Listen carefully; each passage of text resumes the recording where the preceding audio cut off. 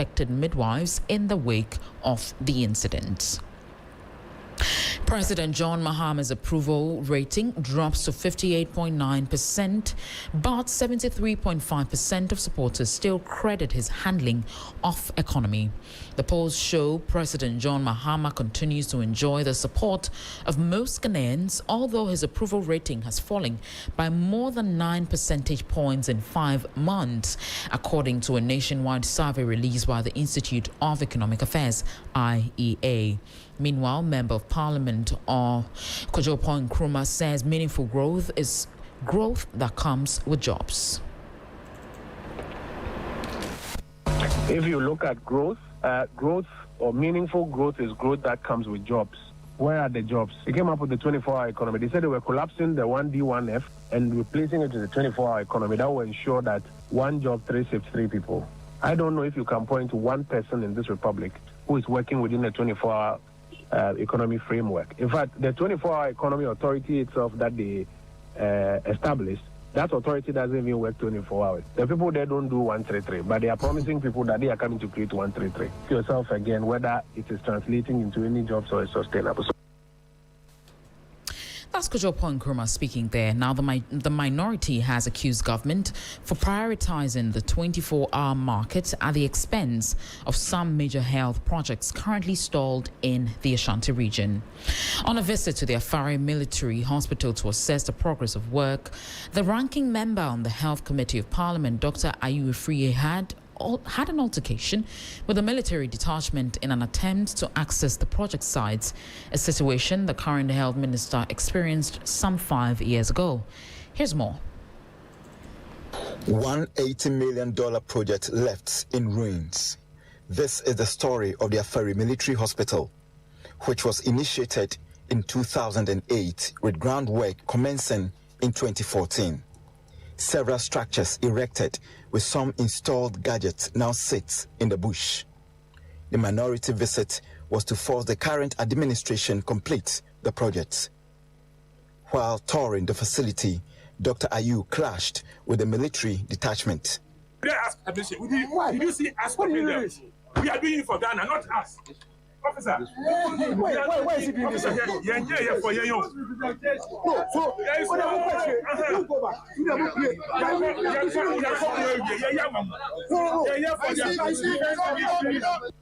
Eventually, the minority caucus left the scene and headed to the Agenda 111 project site at Trede in the Achema Kwauma districts. Here, some logistics acquired by the state to run the facility remain stuck in storerooms. Can something be done about this? You setting up your own projects, we agree. But politicization of healthcare makes no sense. Do you understand? You want to set up 24-hour economy markets, about 261 of them.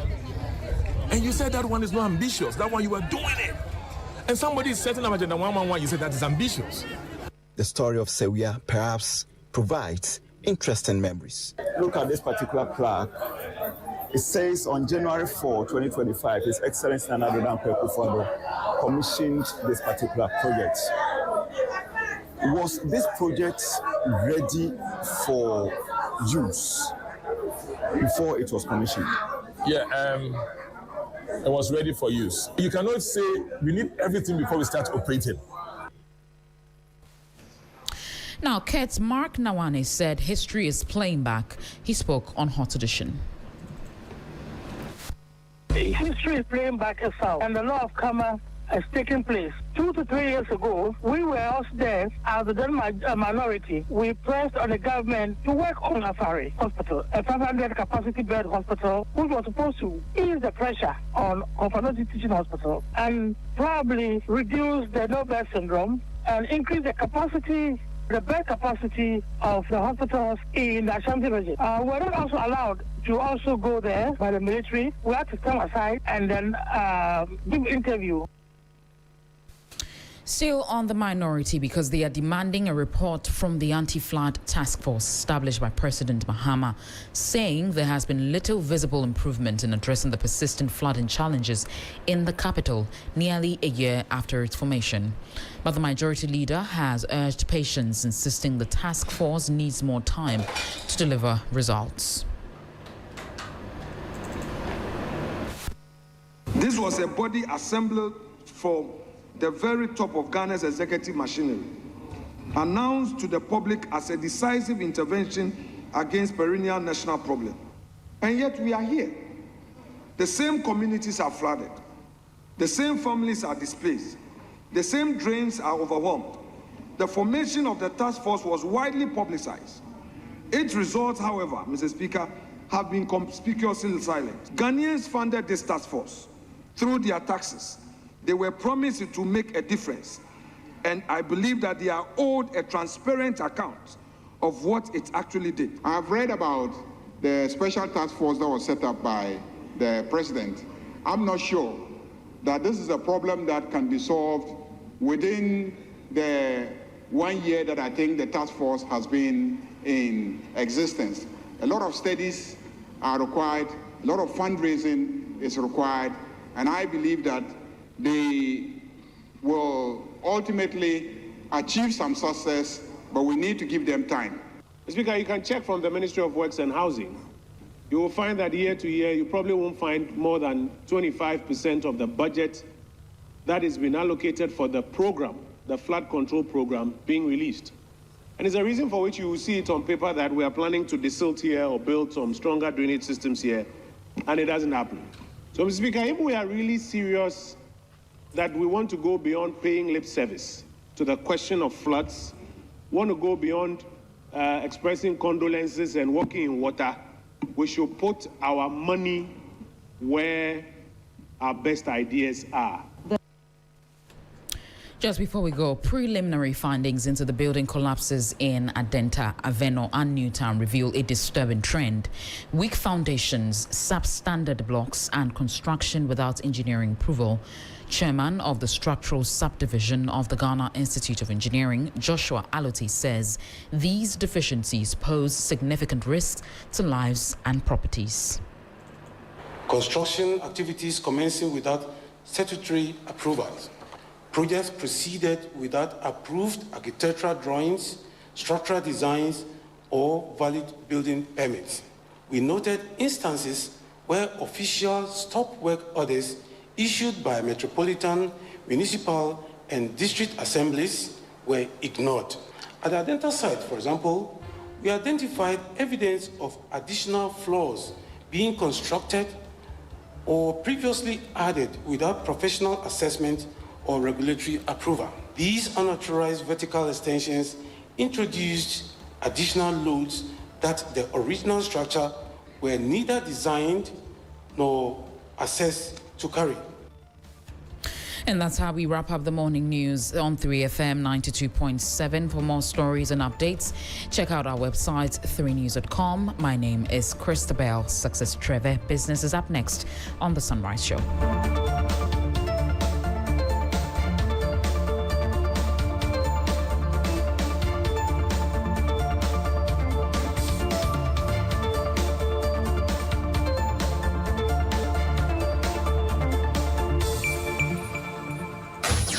Accra gets busy on this frequency. 92.7 3FM. Accra gets busy on this frequency. 92.7 3FM.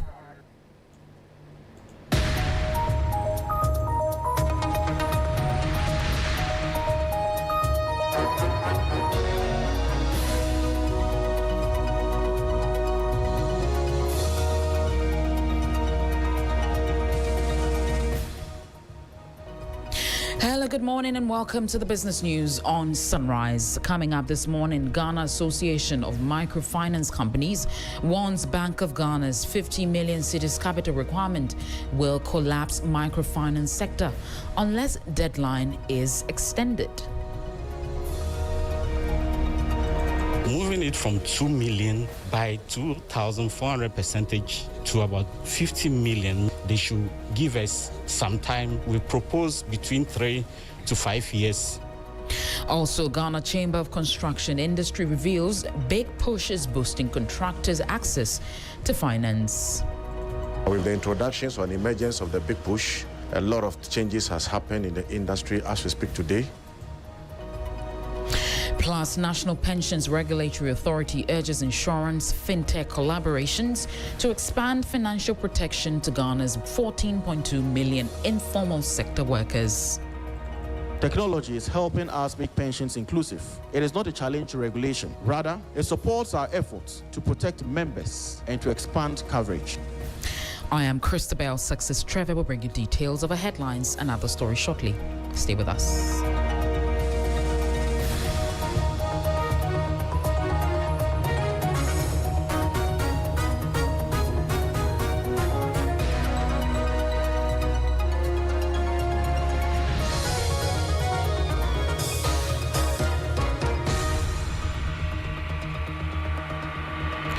And now, the details. The Ghana Association of Microfinance Companies has strongly rejected the Bank of Ghana's aggressive new recapitalization directive, labeling the massive capital hike and its December deadline as completely unrealistic and unfeasible for local operators. Under the central bank's newly introduced revised microfinance sector framework, existing Tier 2 microfinance companies are required to drastically increase their minimum paid-up capital from 2 million cedis to a staggering 50 million cedis if they wish to transition into microfinance banks. With the compliance deadline set for December 31, the association warns that forcing such an astronomical increase in under a year will choke local businesses. CEO of equity-focused microfinance, Ebenezer Odame, is calling for a phased and realistic transition period of 3 to 5 years. Moving it from 2 million by 2,400% to about 50 million, they should give us some time. We propose between 3 to 5 years period so that each year they can give a benchmark that each year meet this requirement so that at the end of 3 to 5 years we can meet the 50 million. Board chair of the Ghana Association of Microfinance Companies, Rebecca Addo, noted a rushed implementation is likely to trigger mass closures and severely disrupt credit access for micro, small and medium enterprises nationwide. From the microfinance, if we are to move on to the microfinance bank, a whole lot is going to change. The way we go about our businesses, even clearing system, we are not used to that. We don't do that. We only do savings. But once you go up to that level, you are open to current account operations, clearing systems and all that. We are. The Ghana Chamber of Construction Industry says the government's big push infrastructure program is helping to transform perceptions of the construction sector, making contractors more attractive to financial institutions that were previously reluctant to lend them. For years, many construction firms struggled to access financing as banks view the sector as high risk due to delayed payments, projects, uncertainties, and weak cash flow. The Ghana Chamber of Construction Industry says perceptions of the sector are beginning to improve following the government's big push agenda, which aims to accelerate infrastructure development across the country. According to the Chamber, the scale of projects earmarked under the program, coupled with clearer implementation frameworks, is boosting lenders' confidence in the construction sector. The Chief Executive Officer of the Chamber, Emmanuel Cherry, said financial institutions that were once skeptical about doing business with contractors are now showing renewed interest. He was speaking to the media on the sidelines of a ceremony to present a trophy and citation for the 2024-2025 Ghana Construction Industry Excellence Award. The industry has been shortchanged in terms of indebtedness from government to contractors, which has brought us in a very bad light. But with the introductions or the emergence of the big push, a lot of changes has happened in the industry as we speak today. We were used to be a scarecrow to some of the financial institutions as well as insurance companies and the suppliers and manufacturing sector. But About 80% of Ghana's workforce, representing some 14.2 million people, operates in the informal sector. Yet many remain outside formal insurance and financial protection scheme. The National Pensions Regulatory Authority is now urging insurance companies to collaborate with fintech firms to bridge that gap, arguing that technology could help expand access to financial protection products among underserved workers. The authority says the dominance of the informal sector presents both a challenge and an opportunity for the financial services industry. According to the NPRA, millions of workers continue to lack access to insurance and other long-term financial protection products, despite playing a critical role in the country's economy. Speaking at an industry event in Accra on behalf of the Chief Executive Officer of the NPRA, Director of Plan and Research, Monitoring and Evaluation, Philemon Na, said innovative digital solutions would be key to extending coverage to workers who are often beyond the reach of traditional distribution channels. Technology is helping us make pensions inclusive. It is not a challenge to regulation. Rather, it supports our efforts to protect members and to expand coverage. Through informal sector pension coverage, we have increased it from 13.2% in 2024 to 16.7% in 2025. When we deploy the Pensions Digital Ecosystem Initiative, it will further consolidate and support the work that PPT is currently launching today. As Ghana intensifies efforts to boost gold output and maximize the sector's contribution to economic growth, Prestea Sankofa Gold Limited says it is positioning itself to significantly increase production. The mining company says it plans to nearly triple its monthly gold production to about 150 kilograms in the near term, aligning with the government's broader drive to increase gold production and strengthen foreign exchange earnings. Gold remains Ghana's leading export commodity and a major source of foreign exchange earnings. The government has in recent years pursued policies aimed at improving gold production, improving value retention within the sector, and strengthening the contribution of mining to economic development. Management of the Prestea Sankofa Gold Limited says it's committed to the government's agenda. However, the company's current output remains constrained by limited processing capacity and aging equipment, which have restricted efforts to scale up operations. We need to increase the gold production because based on the president's agenda, gold, oil, cocoa revenue is going to push the big push. Sankofa being in the midstream of making sure that what the president vision is done. According to the company, a recently signed memorandum of understanding will pave the way for the deployment of new machinery and technical support expected to significantly expand production capacity. We'll now take a look at how the cedi is faring against major trading currencies and how some of key commodities are also faring on the global market. Interbank foreign exchange market, the dollar is selling at 11 cedis, 50 pesos, and lost 28 pesos. The British pound is selling at 15 cedis, 40 pesos, and lost 35 pesos. The euro is selling at 13 cedis, 29 pesos. It also lost 30 pesos. However, be guided that these figures could be higher at a forex bureau near you.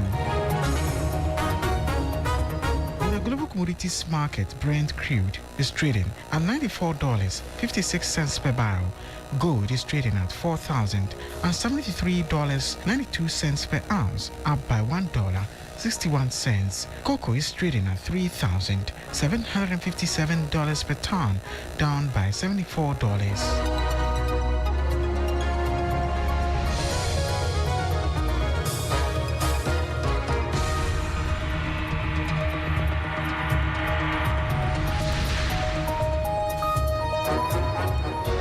And that'll be all for the business news on Sunrise. For more business stories, please check out our website, 3news.com. I am Christabel Success Trevor. The rest of the Sunrise team are on standby. Don't go away. Keep it out here.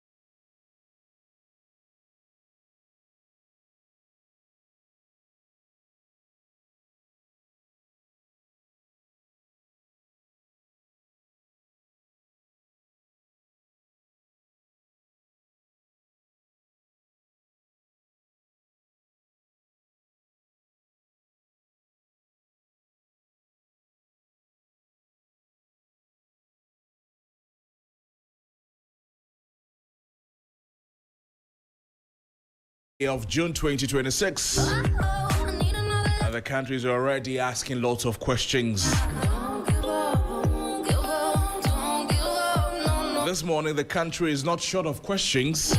Questions about confidence in leadership after the latest IEA polls about President Mahamad's approval rating under the spotlight this morning. Questions about safety in our hospitals after the troubling story from Salaga, where a newborn baby is reported missing. Questions about abandoned health infrastructure.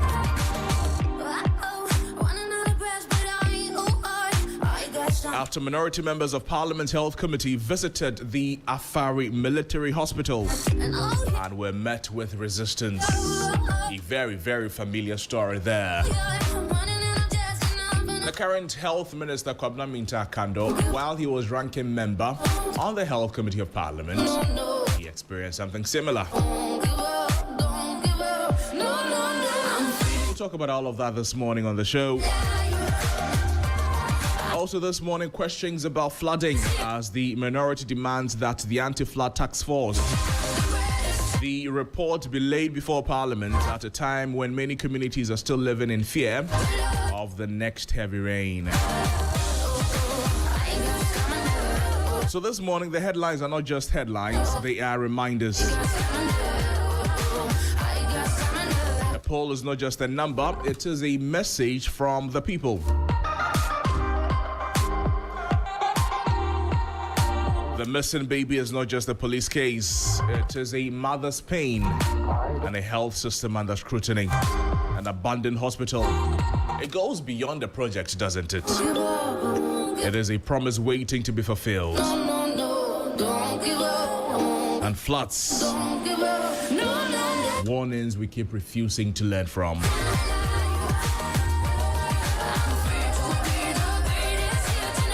One, before we get into the review segment, I want to talk to you about something simple. Say it. That's what I want to talk to you about. Say it. Say the truth even when it is uncomfortable. Say sorry when your silence is hurting someone. Say thank you before appreciation becomes too late. Say I need help before the burden breaks you. Say the idea before the fear convinces you to keep quiet. Certainly say the prayer before worry takes over your heart. Because sometimes one honest sentence can open a door, heal a wound, correct a wrong, or give someone the courage to keep going. So this morning, this is what we're doing here on Sunrise on 3FM 92.7. We are speaking courage like we always do. We are speaking with kindness like we always do. And we're definitely speaking with purpose. We don't know who go defend it. From your lightning and thunder. Because of them, they've never seen me clean. But only when I dirty. That's the message for you this Thursday morning. Say it. This is Sunrise on 3FM 92.7. My name is Noble Crosby, and you are the most important part of the show. We'd love to hear from you on our socials. 3FM 927.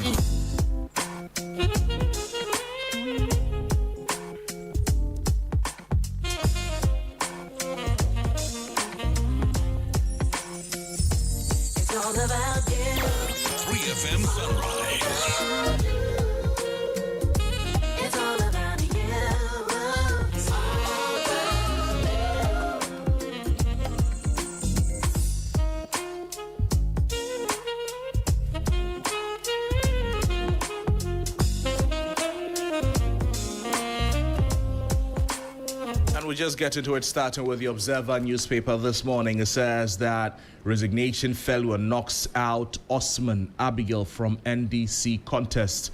That story is on page 3 of the Observer newspaper. Also, government resources GBC to acquire free-to-air broadcast rights for 2026 FIFA World Cup. Majority of Ghanaians still approve of Mahamad's performance, according to an IEA survey. Agboja reassigns Bogoso Prestia Road project to new contractor. That's on page 3 of the Observer newspaper. I'll take you to the Archives newspaper. They say that profile on the facts on the front page GRA NLA face heat over lottery sector records. A citizen demands full disclosure of revenues, taxes, and others covering 5 years. Scam alert. DVLA warns public against fake SMS fraud.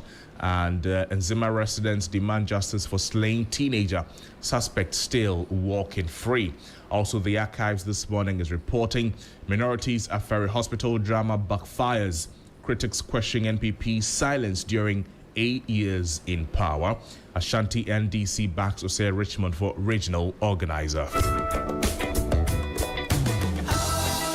I'll walk you through the headlines on the front page of the Daily Democrat newspaper this morning. It says that NLA workers threatening industrial action over poor conditions, operational failures. It's captured on pages 6, 7, and 10 of the paper. Also, RTI request filed for full lottery sector records in 5 years. DVLA alerts motorists over online fine scam. Greater Accra intensifies flood preparedness security ahead of Homowo. Plus, Zoom Lion Nadmo, FEDEMS, DML, and partners begin 3-day anti-flood clean in Accra.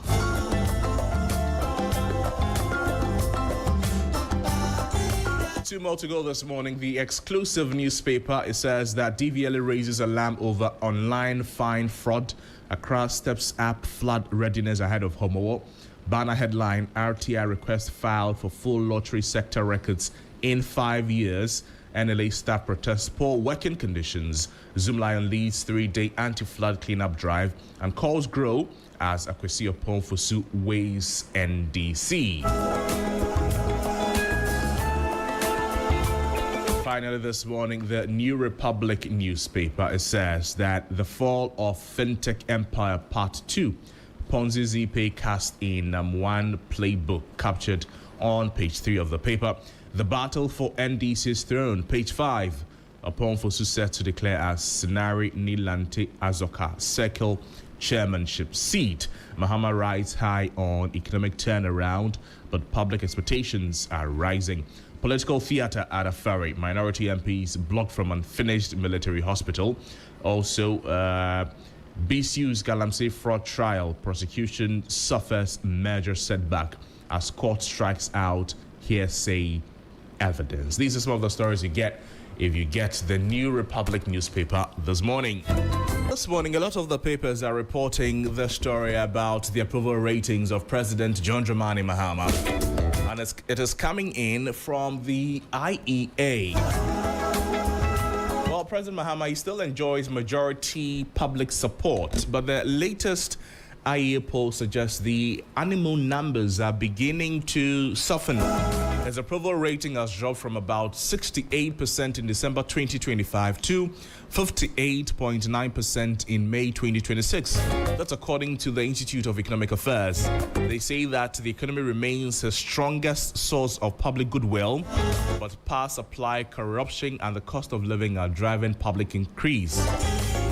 And they are also driving public unease. So this one, we would like to hear from you. Just like the IEA has done, if you are also going to rate the president from December 2025 to May 2026, what will be your rating of President John Dramani Mahama? So this latest rating from the IEA, it tells a mixed political story. On one hand, President John Dramani Mahama has the backing of most Ghanaians. He still has it. The nationwide poll conducted in May 2026 across all 16 regions with more than 1,000 respondents shows that 58.9% approve of his performance. Now listen to this, 28.4% disapprove. And while 12.8% have no opinion. But the numbers also show a clear dip. The numbers, if you're standing alone, you can understand that the president is still enjoying a lot of goodwill. But if you're comparing it to what the IEA did last year, in December 2025, the president's approval rating stood at about 68%. And 5 months later, it has fallen to 58.9%. That's a drop of over 9 percentage points within 5 months. For those who approve of the president's performance, the economy is the biggest reason. That means that the economy is the reason why people are still supporting president progress at the macro level, but they now want that progress to show up in the everyday life. As the head of survey at the Institute of Economic Affairs. He's a person we're trying to reach to put some perspectives and some understanding from the findings that the IEA has made over the president's approval rating from December up until now. I understand we reconnected with him. Mr. Manu, we lost you for a minute, but you were making a point on how the journey of the IEA has been over the years. Yes, in conducting such very important surveys. And so with this particular survey, we have a pool of people we interview, right? At times, if you establish a pool of people, you like to consistently interview them across period, so that you maintain at least a semblance of the same people you are interviewing in order to make your survey comparable to previous responses you got. Of course, time to time, a few of them drop out, and a number of them also come in as new entrants. So I always tell people that if you go to the hospital and they are testing your blood, they don't drain the entire blood to test. They just take a small sample. The sample just must be good and a good representation of the entire body. So this 1,000, and I think this summer we got about 1,050 people. It's a very good structured representation of Ghanaians. And trust me, even if you interview 1 million people, you are most likely to arrive at the same results.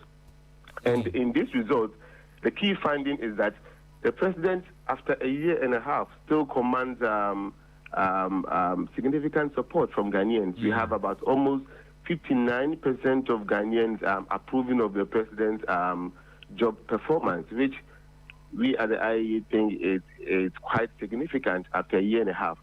Globally, you often experience president approval rating dropping after a year, and mostly few of them barely have more than 50%. But here we have a president who came in with a very extremely high approval rating, of course, because of the conditions before he came in. And looking at the macroeconomic indicators, they all point to the right direction. So the approval rating is high. I think we had about only 28% saying they disapprove of the president's job performance. So if you compare 59% to about 28%, the gap is quite huge. And we also asked about the reasons why they approve or disapprove of the president's approval. But before I get to that, it is important to establish that this survey was conducted in May. And in May, we had power issues. Remember, some transformers and some power generating gens were down, and the Minister of Energy was working hard to resolve it, and I think they managed to resolve that. And also, the U.S. and the Iran war, the war in the Middle East currently ongoing, affected global oil prices, and you could see that in May, the price at the pump, that fuel price at the pump was increasing. So it's a bit surprising to realize that with these two issues, power, energy crisis, or outages, I would call it, in May, and fuel prices increasing in May, we still conduct a survey in May and realize that the president still commands a huge approval from Ghanaians. I think that is the big news. But moving on to the reason for the people who approve of the president's performance, about 74% said the main reason they are giving the president a positive approval is because of the economy.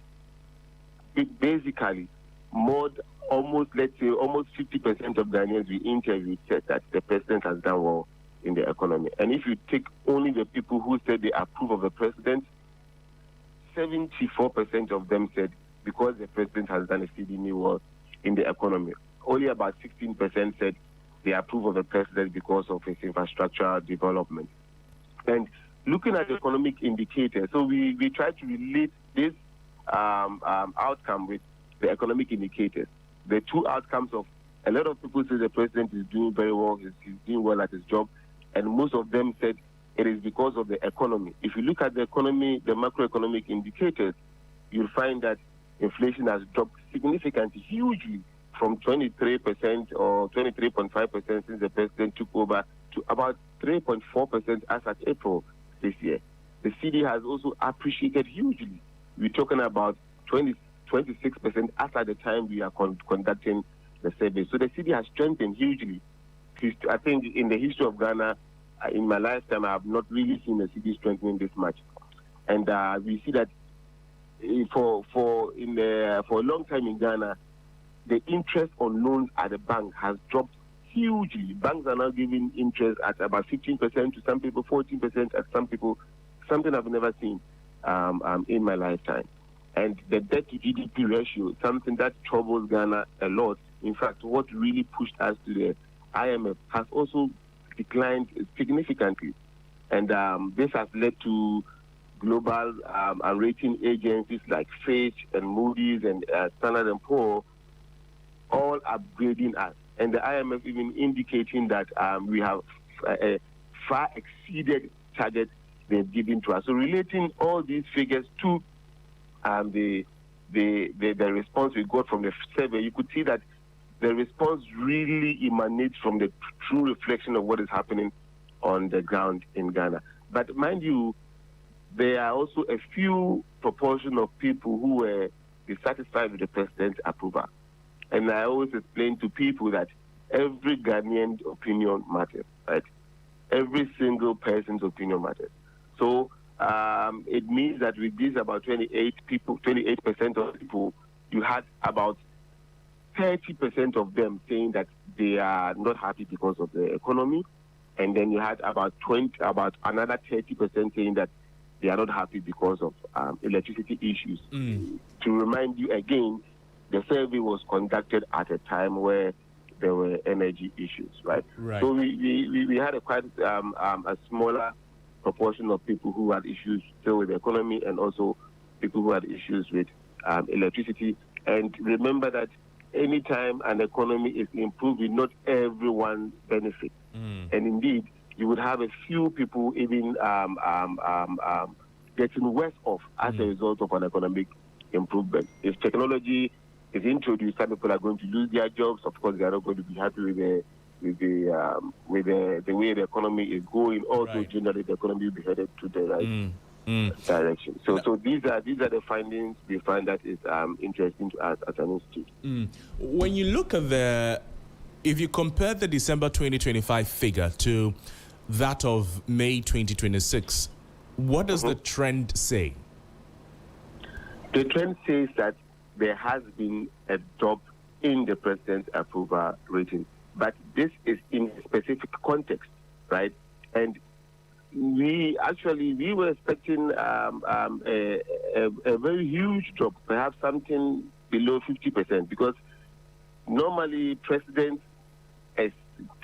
rating, like I mentioned, in your first year you have a high rating. In the subsequent years, you generally have slightly lower rating, right? Globally, it happens everywhere. And secondly, the time the survey was conducted, we believe, had a huge impact on the drop in the president's approval rating. It was during power crisis. So I wouldn't even call it a power crisis, temporary power outages, which we experienced. And remember, those who said they were not happy, about almost like 30% of them said it was because of the power crisis. So if there was no power outages, and these people were then moved to the approval, we will be talking about something about 70% approval rating for the president. And also, there was increase in fuel prices. You have commercial drivers not being happy. A few of them, people who buy fuel, of course, they are not going to be as very content. And the increase, obviously, is not as a result of domestic factors, right? They were as a result of external factors. So if you put these in perspective, right, you would realize that to have an approval rating of 58%, maybe a drop by just 9%, in the midst of all these difficulties, it means that Ghanaians really, really appreciate the efforts of the president, I must say, which is surprising to us and to myself. Like I said, the economic indicators point to the right direction, but the timing of the survey it makes it interesting to find that a president commands such a lead. And if you think of this in a form of election, you can think of the president winning an election by 59%, which is quite huge. You can call it a decisive victory. But there are more days ahead, right?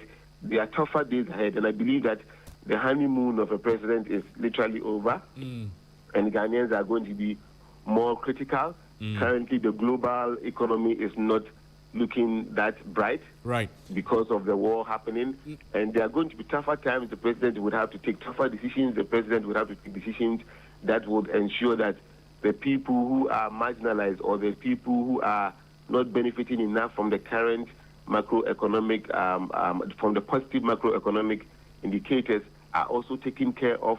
So they are going to be more critical of of the president, and that will make our next approval rating very interesting. Right. Something I personally look forward to. And Samuel, it brings me to my next question about how the indicators are improving on paper, but based on also the response of a few of the people who also disapproved of the president's performance based on the economy, saying that households are still difficult, although the macroeconomy is doing well. What does that tell us?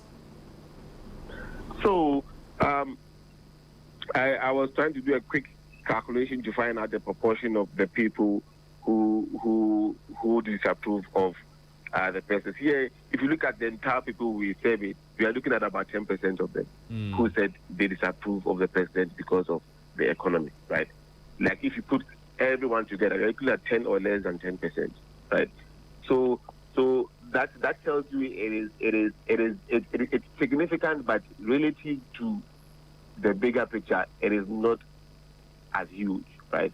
And like I mentioned earlier, not everyone will benefit from an economic improvement. There are always gainers and losers of every economic policy. The policymakers must make sure that the gainers of an economic policy are the majority, and come out with other policies or factors or interventions that will mitigate the loss of those who lost from economic policy. I mentioned to you that if there is huge technological improvement today, that a lot of people are now sending Momo from their own phones, that old people who used to go to the vendor now ask their grandkids to send Momo for them. You expect that Momo vendors may not be earning as much, right? And if there's huge technology in terms of doing certain factory work, you would expect that certain people will be laid off, right? The economy is improving, but a few people are being affected as a result of an economic improvement. So just to sum it up, the rating was very positive, extremely positive, far beyond our expectation, considering the situation or the environment in which the survey was conducted. But the significant people who are not happy with the approval, especially those because of the economy, we should look at ways of appeasing them. For those who indicated that they're not happy because of the energy issues, I think the energy issues are now over. Of course, there are bigger energy issues we have to tackle, but the temporary outages we encountered during the time of the survey are over. So I can even put that aside for now. But for the very small people who said they are not happy because of the economy, we should look into how economic improvement, especially on the macroeconomic indicator side, could translate into better living conditions for every single Ghanaian in the country. I see. Going forward, when should we expect the next IE approval poll, and what key indicators would you be watching in the next survey? We are monitoring all these indicators for perhaps in perpetuity. IE is going to do this in perpetuity. We are in the next 100 years, you are going to have records of IE's approval rating of all the presidents that have been for us to compare. But the more reason why we do this survey is to inform the executive that this is what the people are saying and these are what you should be watching out for. In the next survey, we will wait for Ghanaians and our respondents to tell us what they think. Finally, for citizens listening and watching us this morning, how should they treat or read polls like this without turning them into NDC versus MPP propaganda? Well, the issue of NDC, NPP propaganda exists. You know, we at the IEA, we distance ourselves from these things. We try not to. Firstly, they don't affect our work. We don't consider them. We do our analysis independently, and the outcome is there. Who likes it or who doesn't like it? Well, that is another issue which we don't even discuss. But issue of NDC, of course, there are two political parties that are contesting power, and everyone wants to do everything to get power, right?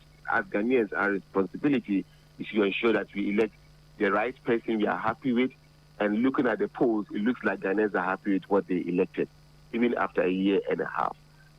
The media is what is the institution we will depend on to try and tone down on this whole MPP NDC propaganda. Of course, NPP NDC debate, healthy debates are important for policy, right? But issues of propaganda and trying to twist a survey that looks negative to be positive, or a survey that looks positive to be negative should not be encouraged by the media, who gives them the space to speak, right? So anytime you hear an NDC, NPP propaganda, a media house is somewhere. It's a media house that gives them the space. But the more we promote such discussions, the more we hurt our people, the more we hold our people less accountable. Social media is also available to them, and that may not necessarily come from traditional media, you know. Yeah, you know, media still.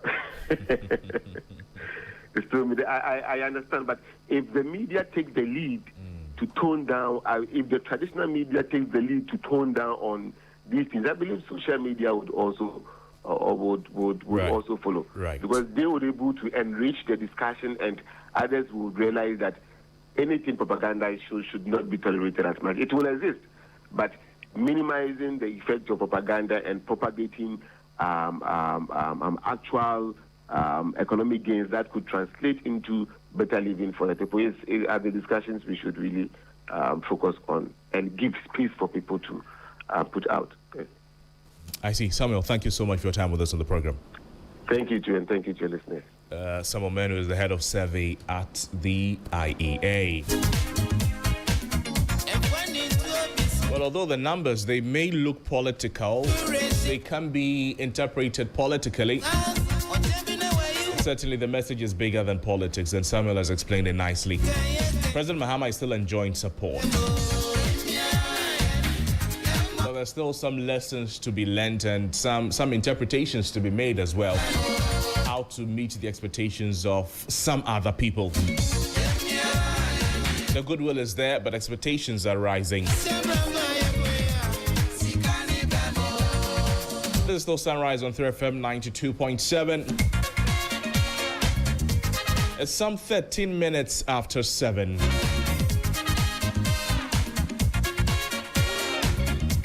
And from public approval and national confidence, we move to a story that touches on public trust in another critical space, our health facilities.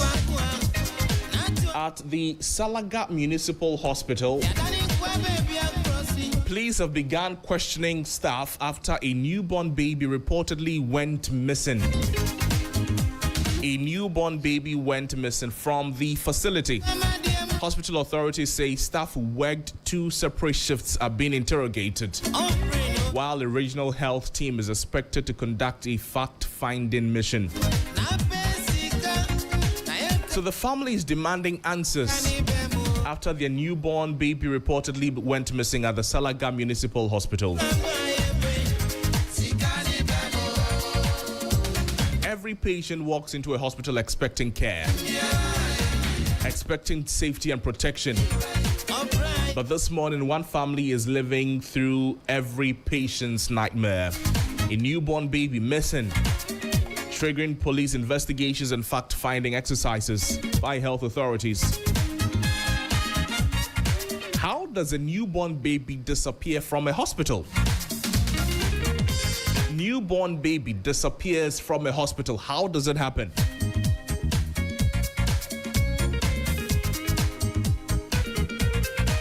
As a mother, as a woman, you visited the facility with your partner, you went alone, you went to give birth, you can't find your baby. So how does something like this happen in a hospital? A hospital that is expected to have all the security checkpoints, all the security installations available to protect lives and property, to protect resources there. But a human being can go there to give birth, or give birth successfully, and then hours later, your baby cannot be found. The baby is missing. The baby disappears. Christopher Mwako is my colleague in the northern part of the country, and this is a story that is following up on. Chris, good morning to you. Thank you for joining us. Good morning, Crosby. My first question to you, Chris, and there's some noise in your background. If you could reposition yourself, I'll be grateful. My first question to you is that, has the baby been found? No. The answer is a big no. The baby has not been found. Okay. Now the baby has not been found, but what happened? Yes, so according to police, that the information they got was that 2 days ago, the woman was rushed to the Salaga Government Hospital to deliver. And she delivered safely. That was yesterday between 6:30 and 7 a.m. And so the baby was left at the NICU.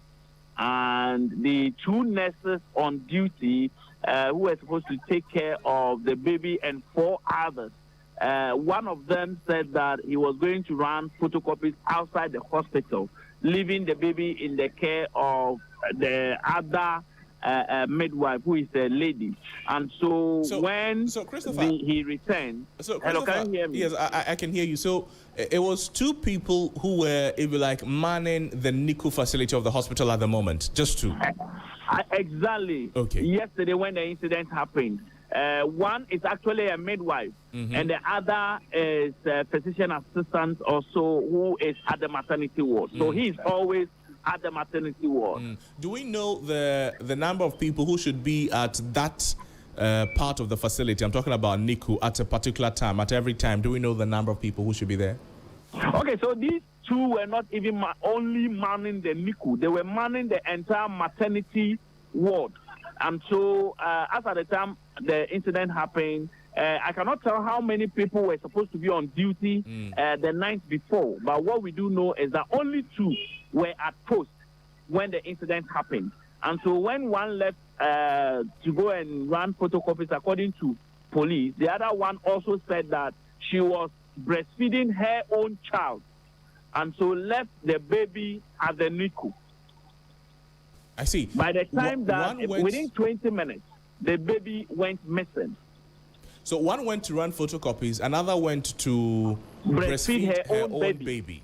And within that period was when the baby got missing. Exactly.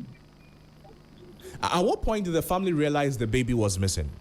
Okay, so when the mother, the woman delivered, the husband was asked to go and buy some drugs because the baby was not feeling too well, and they had to keep the baby initially in an incubator before bringing the baby out.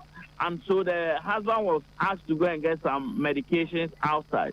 Now, by the time the husband returned, he wanted to see the baby within 20 minutes. He was told to wait outside.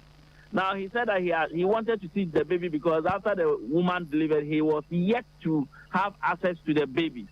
Now, he was denied. After an hour, he was called back and told that the baby was nowhere to be found and that the baby was missing. Christopher, hold on a minute here. So the father of this baby, the hospital staff asked him to go get medicine for the baby after delivery.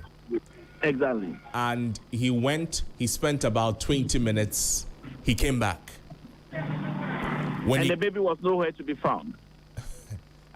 I don't understand, Christopher.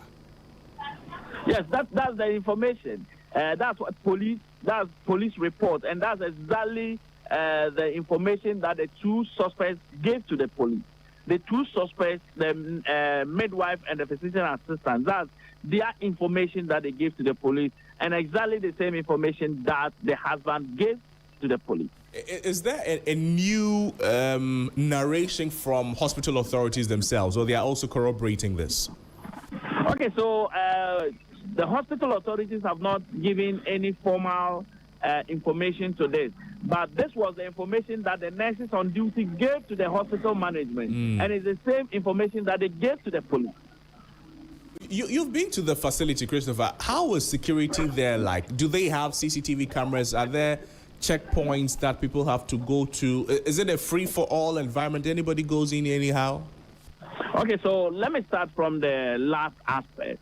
It's the Salaga Hospital is a place that every day, according to the Islam religion, we understand that once you have a patient, once someone is sick at the hospital, and you even go to greet the person, you have some blessings from Allah.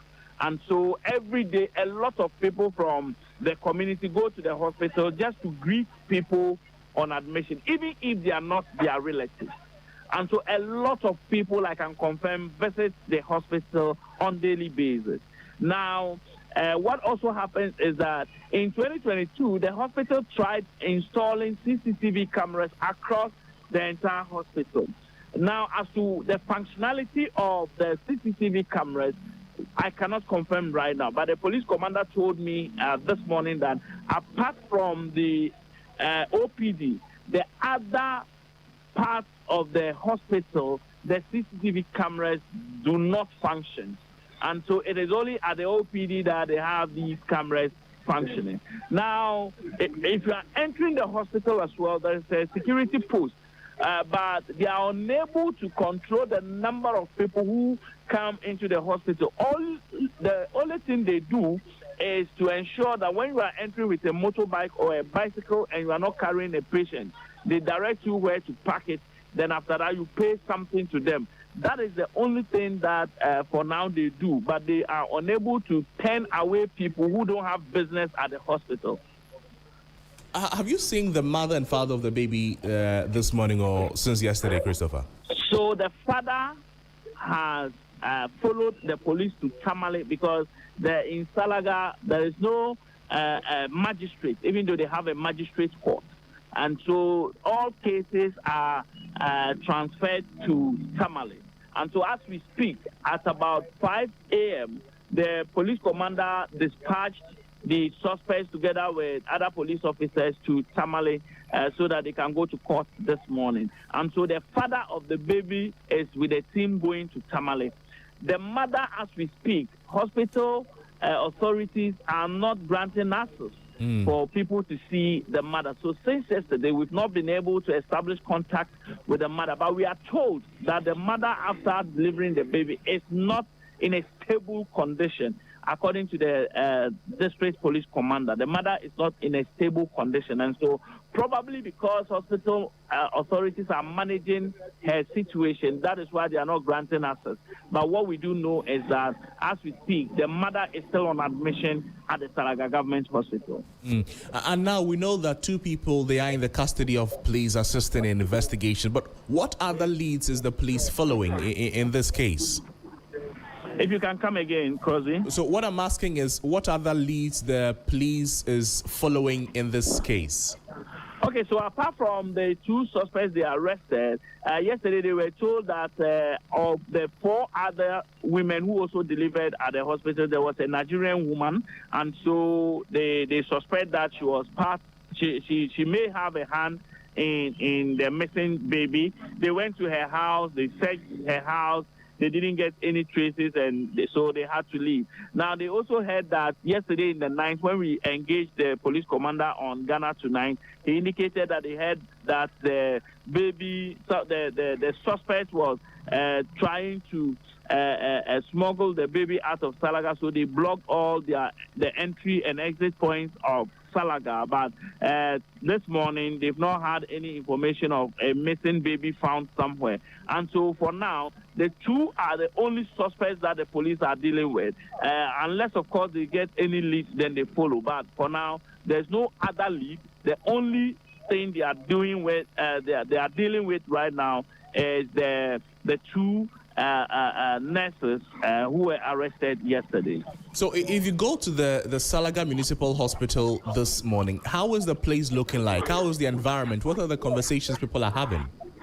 Yes, people are shocked. The conversation people are having is that they are just talking about negligence, because their point is not just about someone coming into the hospital and being able to steal a baby. They are talking about negligence in general, where sometimes patients are rushed to the hospital, nurses do not attend to them. Most of them end up losing their lives. And so they are saying that this particular incident will be a wake-up call for the hospital management to ensure that they do not only ensure that security is enhanced, but also ensure that the nurses do their work as expected of them. And do they originally, before the incident yesterday, have they had concerns to complain about quality of care or negligence or security lapses at the hospital before? That has been a daily complaint from the residents, especially people who visit the hospital. When we talk about security, then the care that they receive, and even the reception from the hospital staff is something that people have always complained about. According to them, sometimes you even go with a patient and you are not attended to. You have to be there for several hours before someone will even come to attend to you. And so it's been a daily complaint from the people. Besides the fact that the people also are clamoring for enhanced security. Now, one argument is that you know that the various communities around Salaga all have chiefs compounds. Unfortunately, this case was brought to Salaga because that community we're talking about only has one midwife. And so once the midwife is not at post, it means that whoever that wants to deliver at that facility will have to be transported to Salaga. And that was the case. They have a chief's compound in the community 9 kilometers away from Salaga.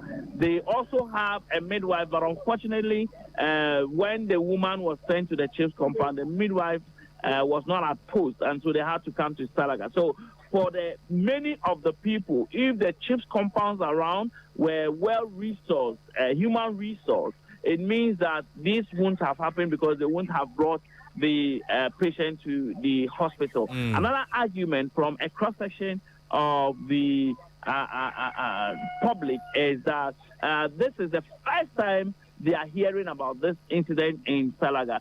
If they are talking about security and a lot of people at the facility, how come that someone can pick a baby from the maternity ward, which is a bit far from the main gate, walk through the hospital and outside the gate and be able to go away with the baby? And so many questions, and that is why the people suspect that there could be some level of not only negligence from the hospital, but also there could be some alliance between the hospital staff and the person who actually picked the baby. And so far, for the Northern Regional Health Directorate team, what have they said about the development? Have they visited the place yet, or they are expected to do that today? Yes, so Salaga falls under the Savannah region, and so we are told that the Regional Health Directorate is expected to be in Salaga because they are also coming to have a first-hand information as to how the incident even happened, so that from the regional level, they will conduct their own investigation into this particular matter. Christopher, I'd like to thank you so much. Is there anything else we need to know? Okay, so what we need to know is that we can confirm 3 things. The first one is that the baby has not yet been found. We can also confirm that the 2 suspects are currently being transported to Tamale so that they could go to court this morning. We can also confirm that the mother of the baby, since yesterday, has not been in a stable condition, and the family are also calling for justice in all this matter. Christopher, thank you so much. We'll get back to you if there's anything else. Christopher Marco is my colleague updating us on this very, very, very disturbing development.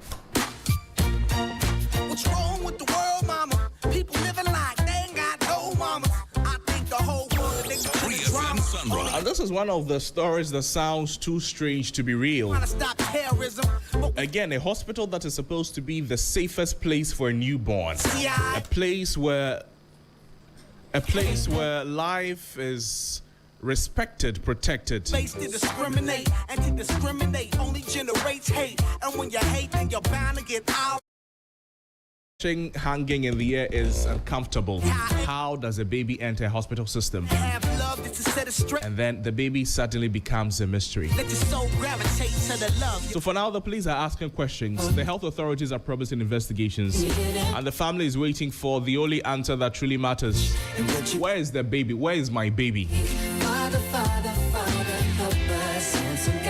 Because until that child is found, the story is not over. It is only quietly crying somewhere in the conscience of the system. A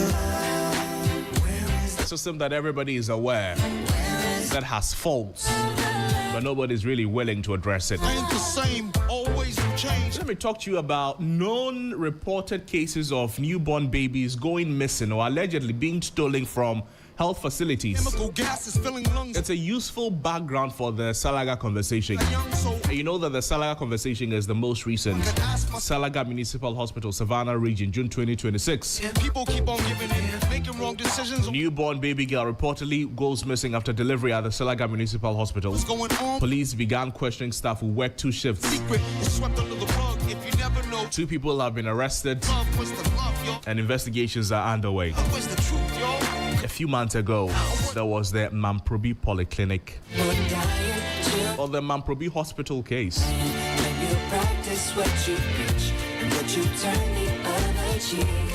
A 4-day-old baby went missing from the postnatal ward. Police later arrested one Latifa Salifu, with the baby believed to be the missing child. The baby was reunited with the mother, and the health ministry ordered tighter security in hospitals. The weight of the world on my shoulder as I'm getting older. The health ministry ordered tighter security in hospitals in February 2026. Selfishness got us following the wrong direction. The Salaga Municipal Hospital is a hospital. Negative images is the main criteria. But did they not hear the warning? In the whatever happens, did they not hear the order from the health ministry to tighten security in their facility? We understand for the entire facility, it is only one CCTV camera that is working, and working in a particular area, just the OPD. So for the other departments, other units of the hospital, there's nothing there. Absolutely nothing. You go in, take what you want, you go away, nobody sees you.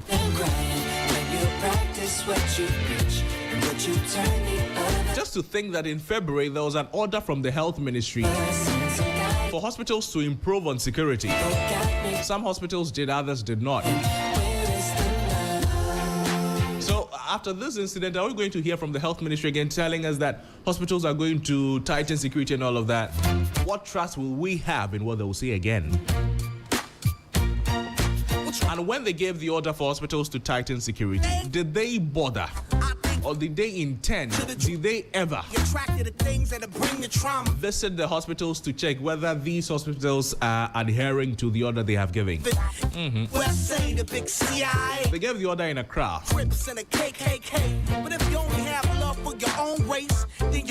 Gave the order in Accra either through a press conference or in a statement. And that ended, that chapter was closed. Yes, we found the baby, we've closed the book. I've told you to increase security. If you do or you do not, I really do not care. Control your mind and meditate. Let your soul gravitate to the love, y'all. In the same Tamale, December 2025, One Heart Clinic, a newborn baby was allegedly stolen from a private clinic in Tamale's Lameshigu area. A report said 3 suspects were later arrested in connection with the alleged baby theft.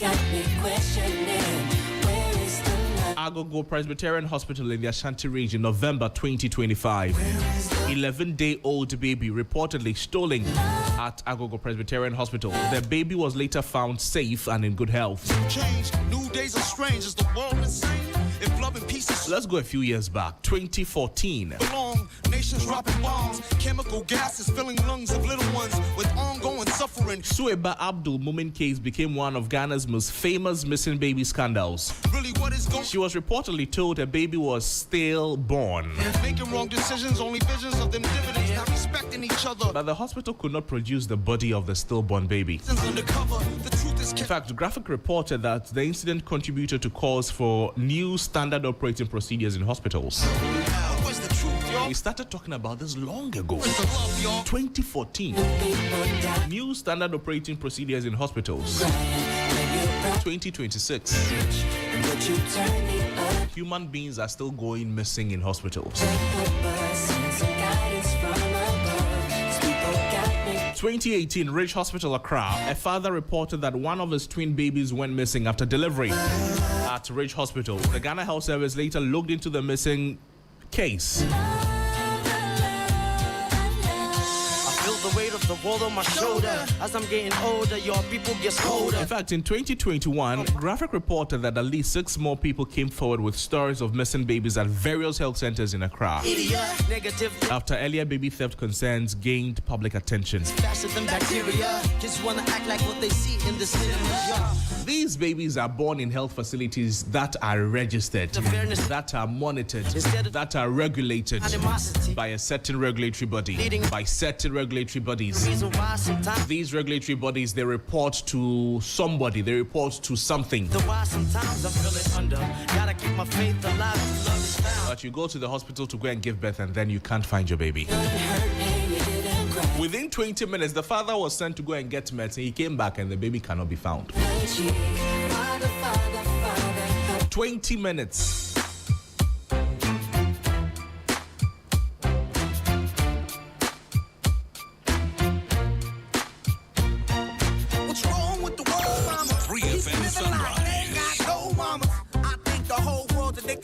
So the Salaga case is not happening in isolation. I've walked you through a few cases from Mamprobi to Tamale, Agogo to Kath to Ridge.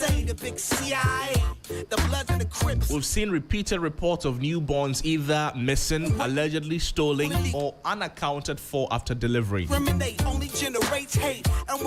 So it's not about whether these stories happen or whether they are true, because they happen. And that's exactly how anger works and operates.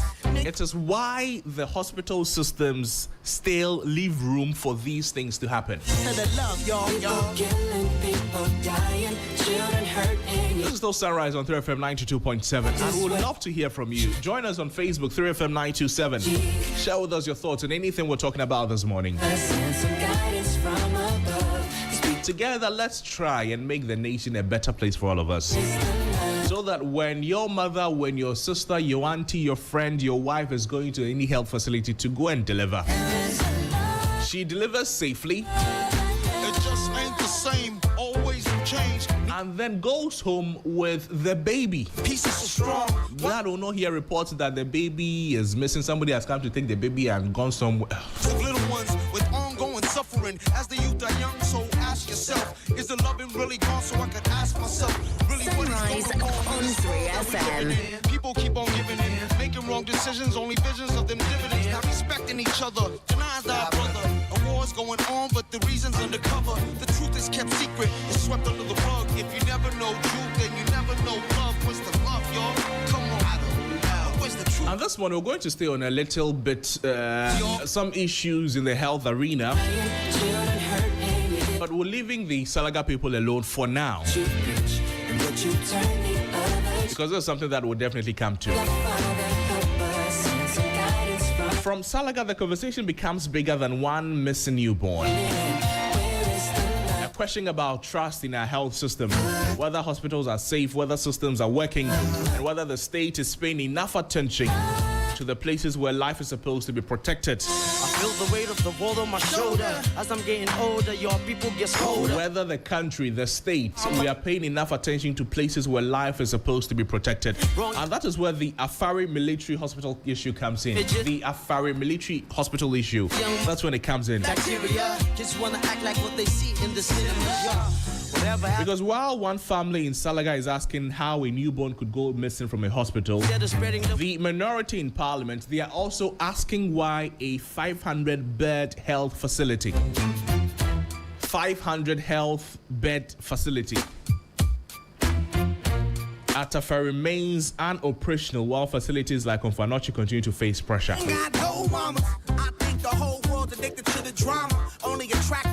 Minority MPs on Parliament's Health Committee, they say the facility has been left to deteriorate and they are demanding its immediate operationalization. The Health Committee visited the Afari Military Hospital in the Ashanti region as part of what they described as a campaign to highlight abandoned health infrastructure projects. The reports say the visit turned tense after soldiers blocked the MPs from inspecting the facility. Join us on Facebook right now and you see videos of yourself. The ranking member of the Health Committee of Parliament, Dr. Ayuwa Friye, with some other people against the military officers there. It was not a fight. No, they are not throwing blows. No, they are not fighting.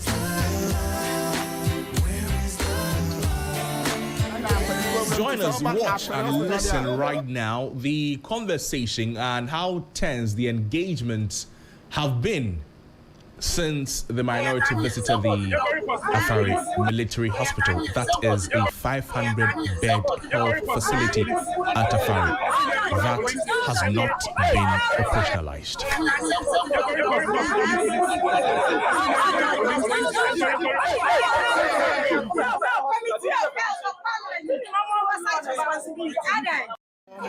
The question is, I'm not a former Jumana, and I said, yes.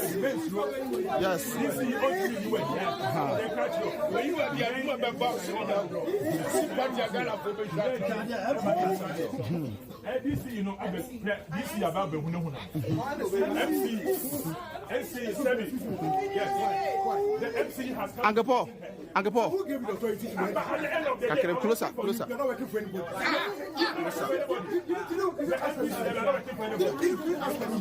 When NDC was coming and they go to sites, they ask permission. You see, as Canadians, we are doing for Ghana, not us. Officer, we are not going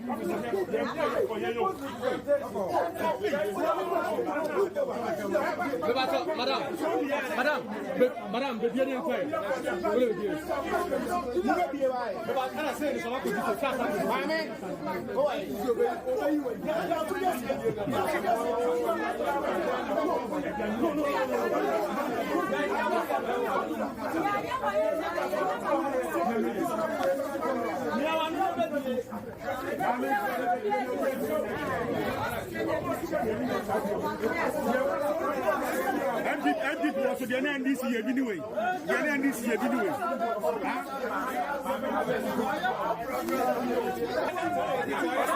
Police station, police. When you are the box, ABC, you know, this is about the MC 7. Yes, the MC has come. Uncle Paul. Who gave the authority? At the end of the day, closer.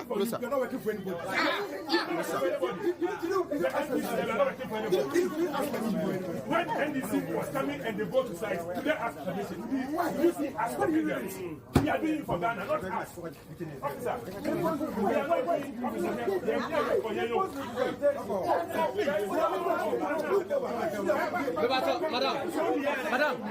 Madam, the Indian play.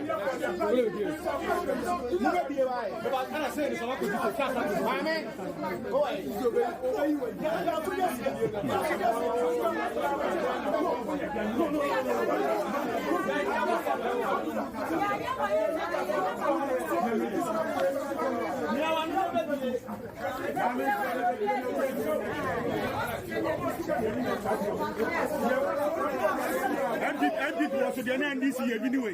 The NDC anyway.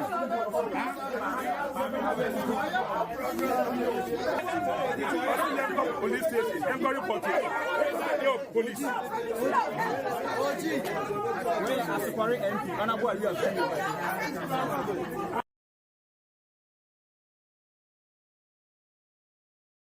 You just listened to and what you saw on Facebook.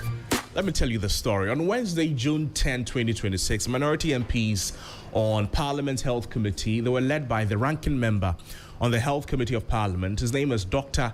Nana Ayuwe, also a member of Parliament on the ticket of the NPP.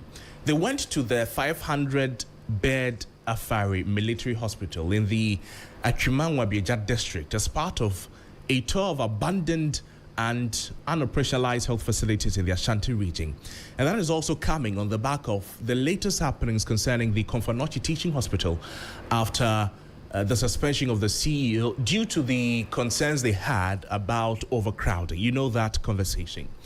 Now, the argument was that the hospital has been left unused for years, while pressure continues to mount on facilities like the Komfo Teaching Hospital.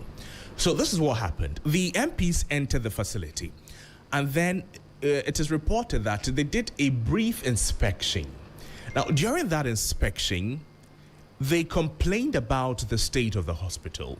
Weeds, deterioration, unused structures and materials that are left exposed.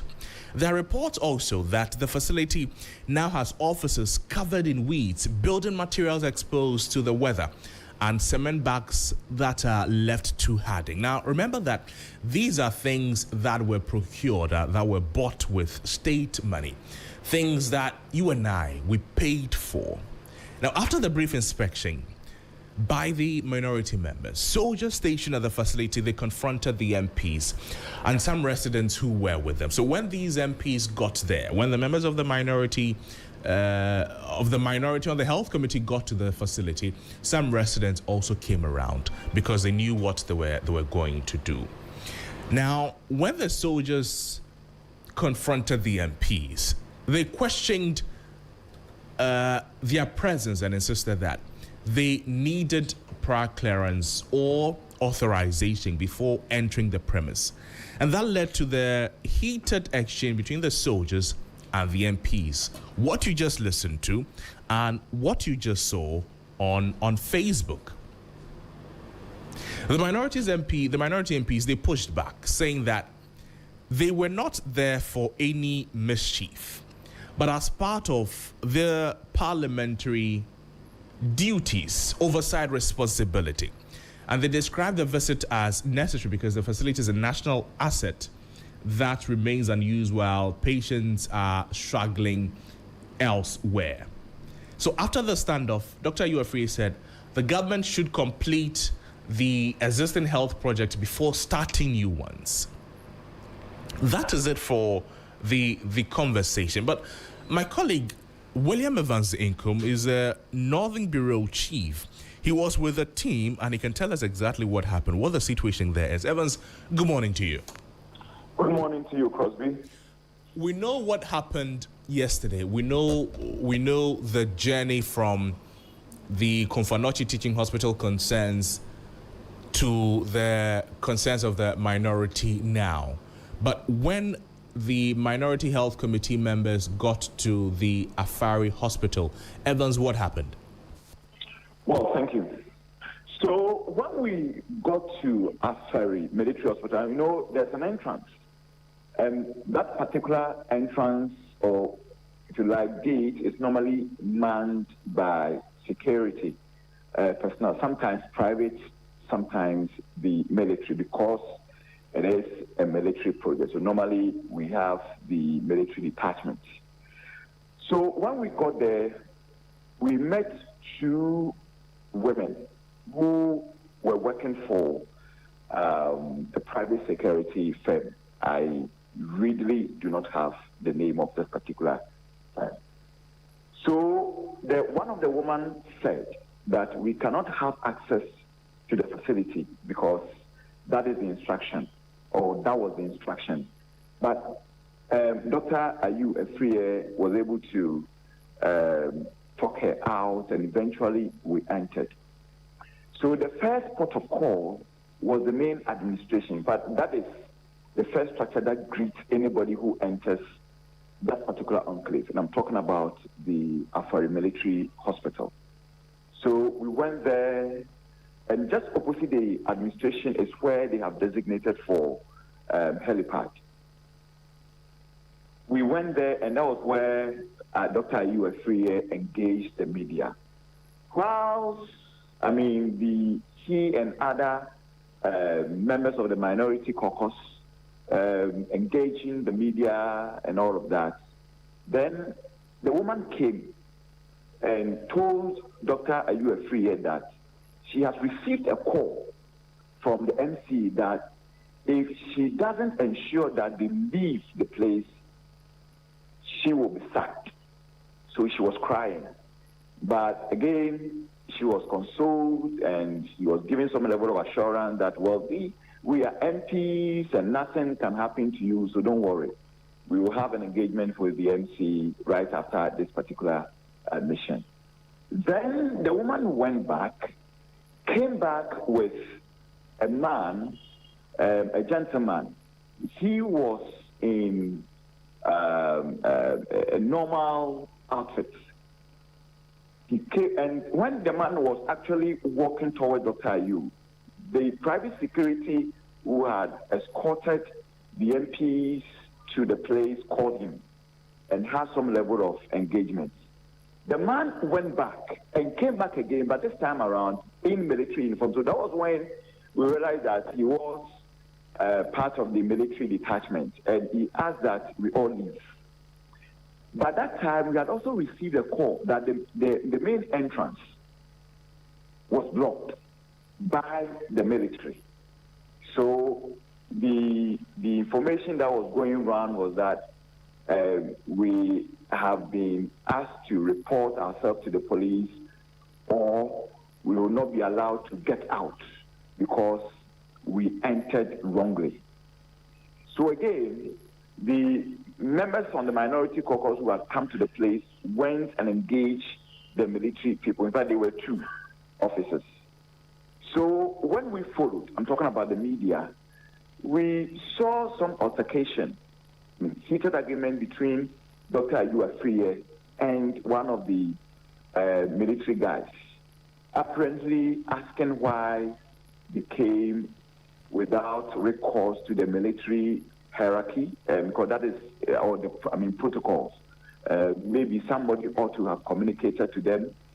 Senior military ought to have communicated to them that the MPs were coming for inspection or monitoring and all of that. That particular communication did not get to them, so they were not happy that they would come there without official notice. So it was back and forth, but eventually we left the place. So I want to end here because you asked specific questions pertaining to how this whole Ghana figured. I understand, but while you were on the trip or on the journey with the minority, what was your own observation of the place, Evans? Terrible. This is my 5th time of going there, and I remember yesterday I was discussing this with manager, deputy manager, youth manager. I told him, well, for me, these things were normal because this was my 5th time of going to the place. Many times I've been blocked during the NPP time. I think I went there with one of the guys, one of the NPP guys who were blocked and all of that, even before the scandal episode. Then, of course, I also went there alone on assignment, but the military walked me out and all of that. So for me, it was, even I was expecting this to happen. But to talk about the structures and then the facility stuff, it started in 2008. That was when conversation about building this military hospital began. It was to be set up at Sofolan, which is about 15 or 20 kilometers away from Afari. Then it moved to Tamale, back to 37, and eventually it settled at Afari. 2015, groundwork began after sword was cut in 2014. So before the departure of the National Democratic Congress, or Mahama 1, there has been some level of, structural erection as far as, let me call it phase 1 of the project was concerned. I think they were even entering phase 2 of it and all of that. And then don't forget that it's also a 10K project. Now, I remember my last visit was in 2024.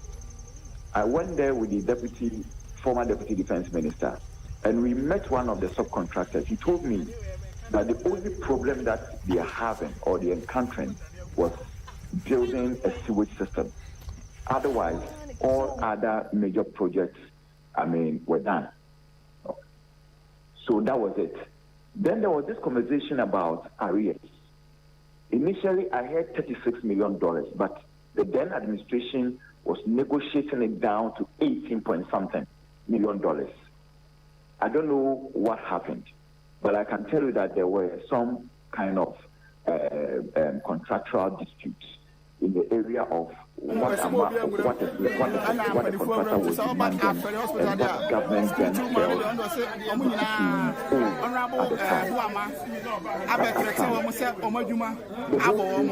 The question is, very terrible. And there have been a number of installations as well. Some of the structures and outside from the structures. I remember when I came back, I was talking to, I don't know whether it was neighbor or one doctor, and he was telling me that the person was telling me that they have installed certain gadgets that need some level of ventilation, not perhaps the normal window that needs to be open for the natural air enter to cool down these gadgets and what have you, but sometimes even air conditioning to support the temperature of this particular these gadgets. But you ask yourself, 6 years down the line, 12 years down the line that the hospital began, and 6 years down the line that these installations were done, what has happened to the gadgets inside some of these structures that were erected at the military hospital? And that is a major concern. For the optics, I saw a great facility from commission. Perhaps it's a major problem here. One doctor also told me that aside USP engagement, I spoke to a doctor, and of course he also told me that sometimes you don't need to complete or have 100% completion of a hospital before you can operate. If major installations are done, that you can begin with basic medical delivery or healthcare delivery, then you are good to go. So you ask yourself why Aferi is still in this particular state, unless, of course, there are certain things that people in the helm of affairs know or in authority know that we do not know. But it is a terrible thing, Crosby. I see. And bearing in mind when the project began and how it has been abandoned all this while, not necessarily just these last year and a half of the current NDC government, but successive governments for over 12 years, Evans. So it means we're not able to put a finger on exactly who or what to talk to. And that is more than a quagmire, because Crosby, for me, and this one project that I've followed, I think it's been reduced to political rhetoric. And you blame the MPP, you blame the NDC. But sometimes you would want to blame the MPP more, because they had 8 years to complete this particular project. When NDC started in 2015, and they had only 1 year to leave office. And don't forget that per the project or per the contract details, this project is supposed to have been completed within 3.5 years. So even if NDC started in 2015, they were out of office. What happened from 2017 to 2025 or 2024? Right, it is much to be desired. So you want to questions to the NPC government than to the NDC government. But the NDC government also has a responsibility. And it will also be a total disaster if they also fail to complete this particular project. Because they started it. So let's assume that you're one of those unnecessary political spend. I mean, that political legacy. We wouldn't want to continue what our opponents started, because that has been a major pain as far as development in this particular country is concerned. So we just didn't want to continue. So for NDC, maybe it's about time we also focus on completing the work project, because it's their project. They started the groundwork, right?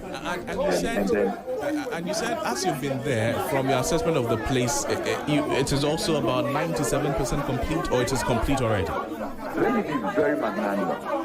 I'm not a technical person. Yes. But from my series of interviews that I've had on this particular project, what I've heard 80%, I've heard 60%. My last interview, I heard 90%. So let's settle on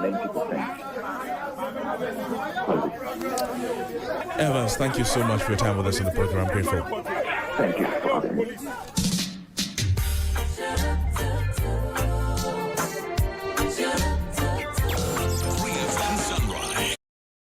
Northern Bureau Chief talking to us about everything we need to know about this hospital in question, the Afari Military Hospital, with 500-bed facility in the Ashanti region.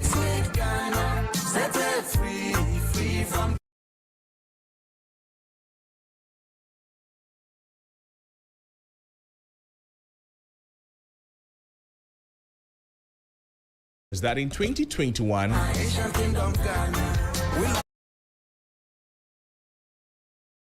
Health Minister now, Kanda, was the ranking member on Parliament's Health Committee. As they also visited the same Afari Military Hospital and were stopped by soldiers who said they had no instructions to allow the inspection. Script.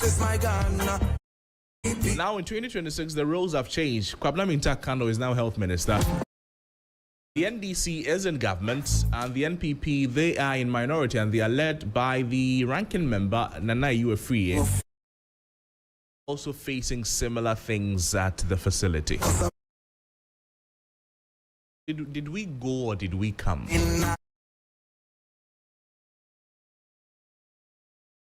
Facility that opposition MPs complained about in 2021 is used in 2026. Same military-style resistance to parliamentary inspection. Again, one difference is that the people asking the questions have changed seats. Yesterday's opposition is in today's government. Yesterday's government is in today's opposition. The squat in the middle is the hospital. Built, promised, inspected, blocked, defended.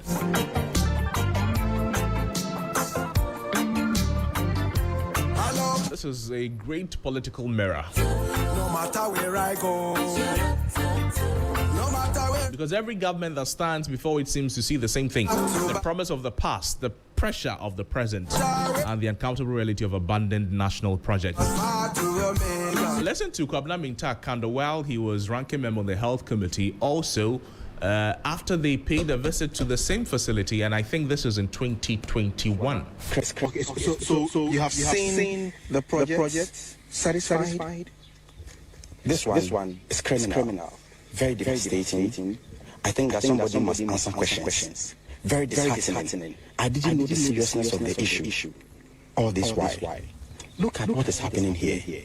I mean, you and I will have to pay for the loan for this particular facility, and we are leaving it to rot away. I mean, to the extent that some of the buildings have even been completed, but there are ways all over. Some of the materials are getting burnt. You have seen it for yourself.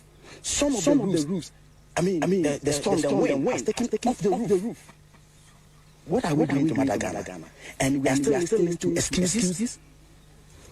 This is what the NPP government inherited. Not a single block has been added to it. And people are dying, and there's so much traffic in Komfanoche. Why are we doing this to ourselves? Let's put the politics aside. I mean, somebody must answer questions. There are materials on the ground, lying, blocks, everything lying, that at least we can even use them. Even if money is not forthcoming, we can use the materials available, and we are not doing it. Give me one word to describe this situation, if it is not wickedness. If it is not wickedness. A few moments later. What is happening in this particular facility? You have also seen things for yourself. See, cement. You could count over 100,000 bags of cement that have been left to cake. If you go behind there, a lot of iron rods, building materials, headpans, and everything that was needed for construction. The materials are going waste. These materials are going waste. A whooping 2 billion Ghana cedis has been invested in this facility, yet it's been abandoned. And the people of the Ashanti region, and anybody that has a contact with the Ashanti region, the person's health security is circumstance. Very, very, very unfortunate. Extremely unfortunate. This is not healthcare. This is not what the people of Ghana voted for the NDC government. His Excellency, Facebook War 2024. If he had opportunity to become the president,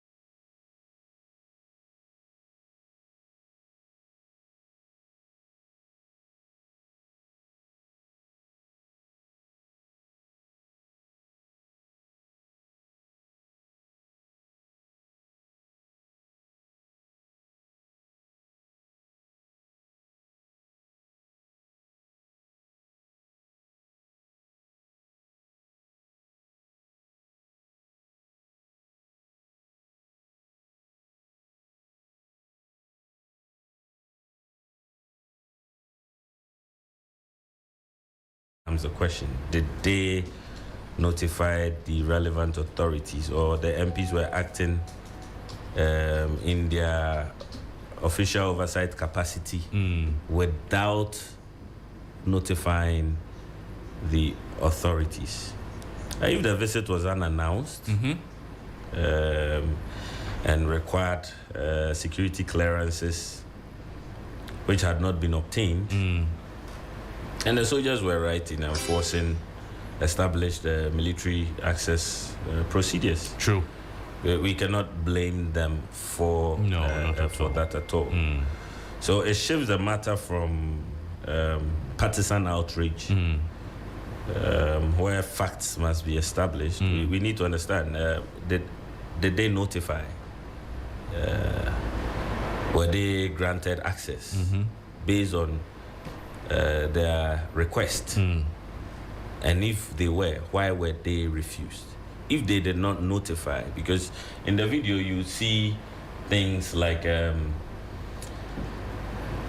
Ghanaians, it's a hospital, but I can't go to Jubilee House and say I'm a Ghanaian. So you want to go there? So I want to go there. I can't just enter Burma camp, enter a military facility or installation and say I want to have access to it because I'm a Ghanaian. No. Even if you're a lawmaker. Yes, there must be procedures. Am I authorized to go there? And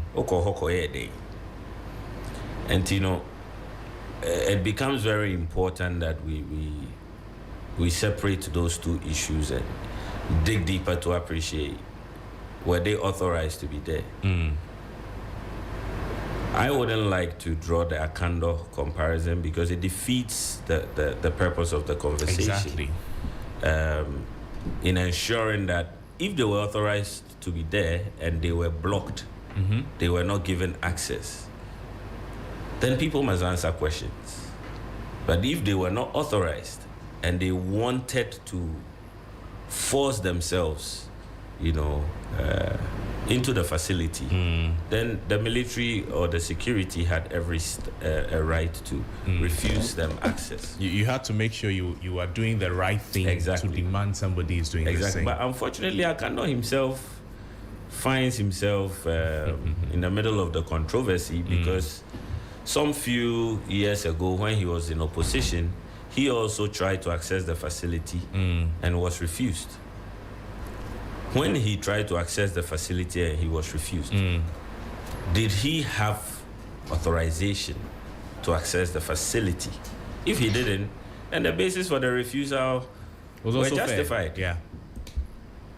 But what is concerning for me is, in the process, I heard him make some comments when he was in opposition, and he was concerned about the pressure on Komfo Anokye Hospital, the overcrowding, the lack of resources, and why this hospital has to be operational.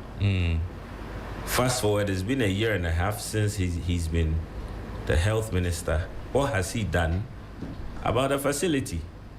So let's put the politics of it aside, the partisanship of it aside, and let's ask the hard questions. What has he done about the facility? He needs to help Ghanaians understand what he has done about the facility, because if you made those statements whilst you were in opposition and today you are singing a very different song, then Ghanaians have every right to question your integrity. Yeah. Because suddenly you've forgotten that there's a lot of pressure on Komfo Anokye. But just recently, there was an issue on Komfo Anokye where he issued a statement, and it has become almost a scandal. But if he knew that years ago, why doesn't he know that now? Because there's still pressure on Komfo Anokye Teaching Hospital. And I will continue to repeat that CATH, Komfo Anokye Teaching Hospital, means a lot to some of us. Last year, around the same time, a renowned doctor, one who was loved by his patients because he was always saving lives, Dr. Ofori, he passed away tragically because the hospital lacked a cath lab. Fast forward, under Akando's leadership, does Komfo Anokye Teaching Hospital have a cath lab? It had to take Otumfuo, if you quite remember, when NDC was in opposition under the Nanado Baumia government, to even mobilize funds. And I heard the conversations at the time that we also have a responsibility. We cannot sit down and wait for government, because if anything should happen to one of us, that is the facility we are going to use. That is going to provide first what is needed before we are probably evacuated or referred to another hospital. And in Dr. Ofori's case, for instance, he had to be referred to Accra. Fortunately, he even had the intervention of some well-meaning appointees, government appointees at the time.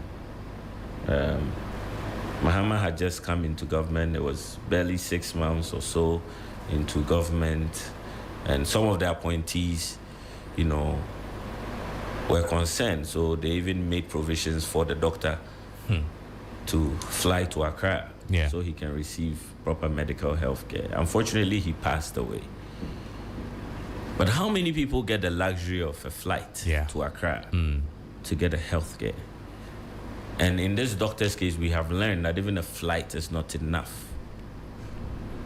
So what are we doing as a country about the CATH condition, the Konfanoche Teaching Hospital condition?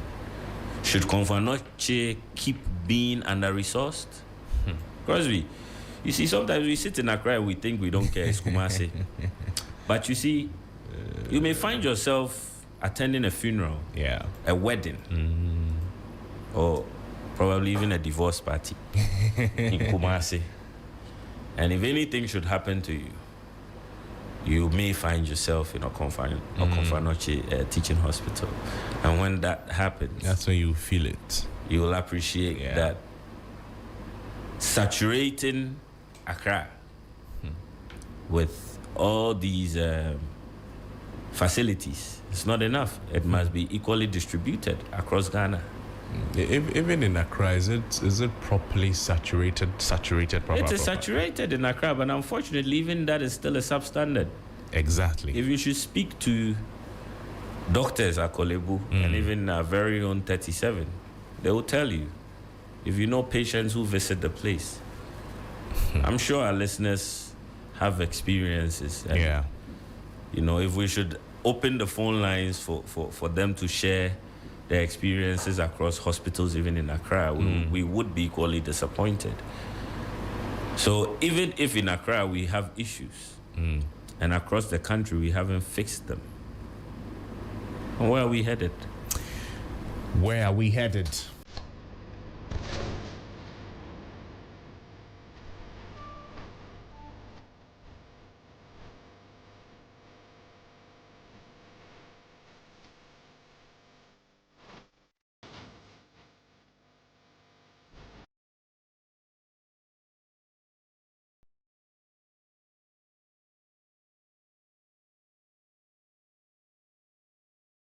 Attention to it. It is a very fair argument, and the MPP cannot run away from it. It's a fair acknowledgement to make. If you had 8 years in government and a 500-bed hospital remained unopened under your watch, then you also owe Ghanaians an explanation. You cannot suddenly discover the agency of Afari only when you move into opposition. That is true. That shows how double standard and inconsistent you are. When you were in government, the beds were needed at that time. Patients were still struggling at that time. Konfanoche was also under pressure at that time. So yes, the previous government must also accept its fair share of the responsibility. The NPP government must accept its first share. But after saying that, we should not stop at the blame game. Because blame does not only admit patients. Blame does not open theaters. Blame does not fix abandoned wards or recover wasted public funds. Yes, MPP did not do it, it's true. So the real issue is this: the MPP must answer for why it did not complete and operationalize the facility in 8 years. How about the current government? They must also tell Ghanaians exactly when Afari Hospital will be completed and opened. Anything less is politics at the expense of healthcare.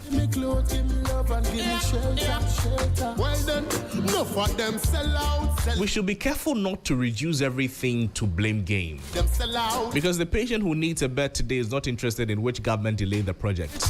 If you are sick right now, you go to the Konfanochi Teaching Hospital. Do you care which government did about the facility some years? Do you really care about that? The tax money is locked up in that facility. Is not looking for political excuses. Kofi did not do it, so if Ahmad does not do it, it's okay. Really? Is that how you run your home? Yes, let us establish who failed. It is true. Mention it. Let us establish when they failed and why they failed. MPP failed to operationalize it. MPP, you did not do well. Shame on you. But beyond that, this is the wiser conversation to have. We speak now. We're talking about the current condition now. How do we finish these projects? How do we protect public money? We stop. We're live also on all our social media platforms at 3FM 927.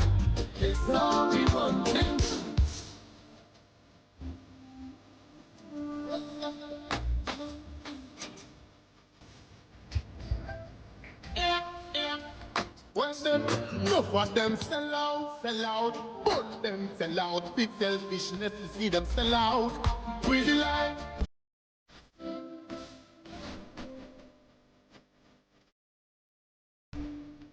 Sunrise on 3FM. The best in the morning.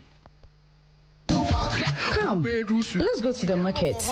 We have to buy everything for you before you go to SHS. Mommy, please, all that stress, going around the market and carrying heavy things. My friends will see me sweating like this. They have already registered for their EduPack. I don't want to be left out. Registered for EduPack?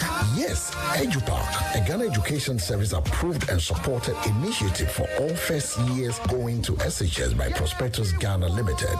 Now you don't need to go to the market. All the trunk, mattress, pillow, and plastic chop box are already waiting for your child at school. Daddy, so what do we do? We shall register you by dialing *71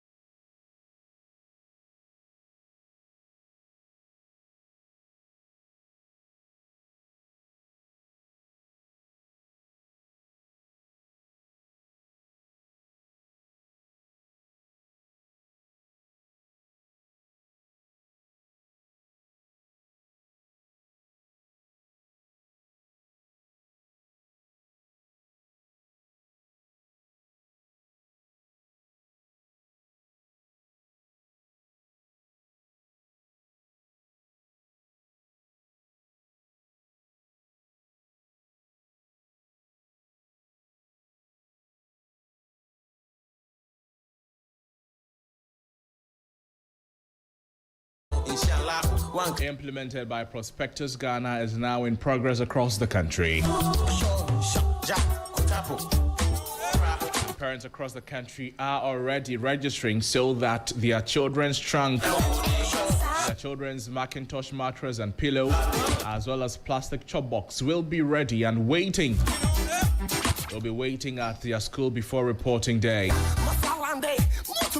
So do not delay and be caught in the usual last-minute market rush where you're carrying heavy items under pressure. Because with EduPack, your child does not need to travel to school with these 4 essential items. All you need to do is to register and simply dial *713 *821 hash. *713 *821 hash, or visit any ATB branch, or go to www.edupackgh.com and make payment, keep your receipt, and present it on opening day to collect all your child's EduPack items. Remember that your EduPack registration follows you to any SHS you are placed. So this morning, avoid the stress, avoid the rush. Prepare with confidence, all at a very affordable price. EduPack approved and supported by GES. For more information, call 050-700-752 or 050-864-4802.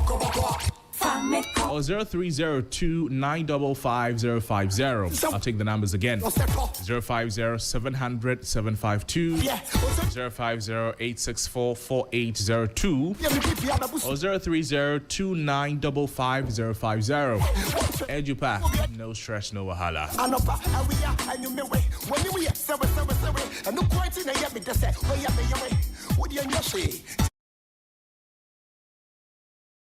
Is also from latex foam, from rubber products. You know that these days some mattresses are being made from all kinds of unsafe materials. Materials that are not fit for sleeping surfaces. These mattresses, they may come cheap, but they can be harmful to your health. Won't meet Ghana's safety standards and will end up costing you more. And cheap mattresses may seem like a good way to save money. Not to fall for that trap.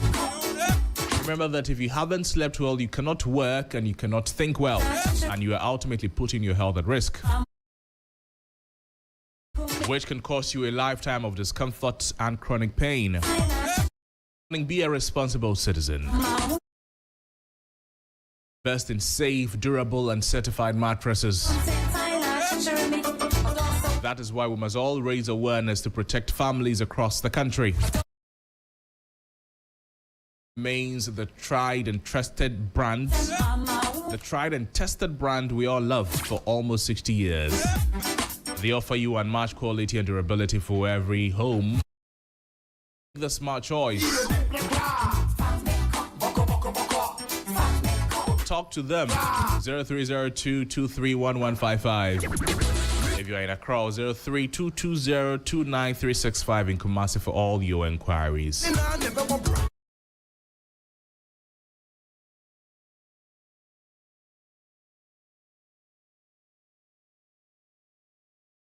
On all their social media platforms as well, available to you. Do not for quality, buy latex foam, or else you do yourself.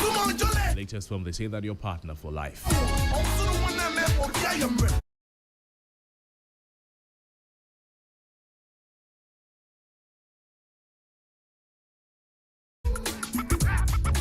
Also, this apartments now on sale if you're looking to own a premium home in a prime location in Accra. It is inviting you to explore its luxury apartments and townhouses. Just 2, 3, and 4 bedroom units across selected communities in Accra Heights in Cantonment, Eagles Place, Komono, Meridian Gardens in Klagon. Choose to be your next home. Experience comfort, style, and value. It is backed by a trusted institution. The units are now selling. Call 0244593276 or visit the SNIT sales office at the 6th floor, Rich Tower, Accra for further inquiry.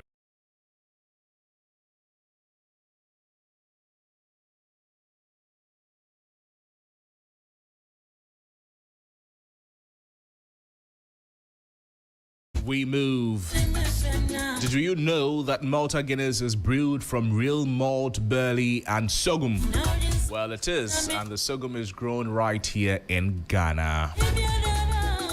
Malta Guinness is not just a soft drink, but a quality refreshment boosted with B vitamins. Charge forward towards your goals with each sip of its nourishing natural goodness. Vim up your daily pursuits with a revitalizing taste of Malta Guinness packed with B vitamins. Remember that it's time to make that move. It's time for a cold Malta Guinness. Remember to always look out for the proudly made in Ghana symbol on every bottle or can of Malta Guinness you buy. We move. Choosing made in Ghana products over imported ones from Nigeria means you're protecting local businesses, creating and saving jobs, supporting Ghanaian industry, boosting economic growth. Pride. You're able to contact production source. Malta Guinness made in Ghana by Ghanaians.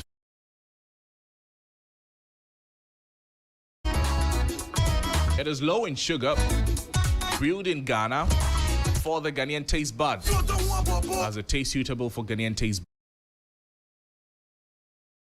bud. Has the proudly made in Ghana symbol on the pack.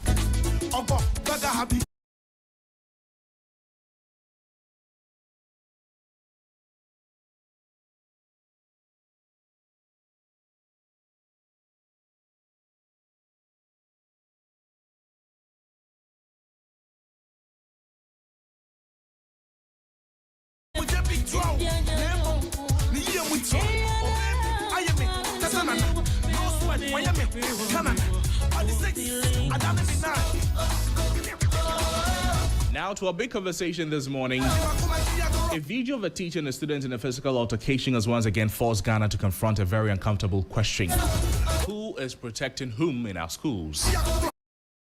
Well, the first reaction was simple. The teacher should never be seen fighting a student. The teacher is the adult, the professional, and the one expected to exercise restraint. But others are also asking a difficult question. What happens when teachers themselves feel unsafe, disrespected, provoked, recorded, threatened, or even attacked by students? This is not a simple teacher versus student conversation, no. It's about the rights of the child, the authority of the teacher, and the role of the parents, the responsibility of school heads, and the future of discipline in Ghanaian schools. So this morning we're asking who protects whom. Teachers' rights, students' rights, and the future of school discipline in Ghana. That's the conversation we're getting into this morning.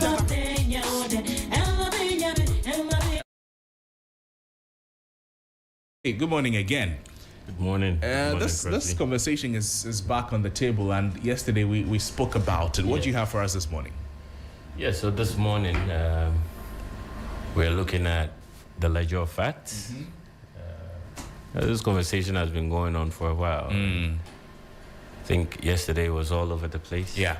We had a brief conversation on it as well. True.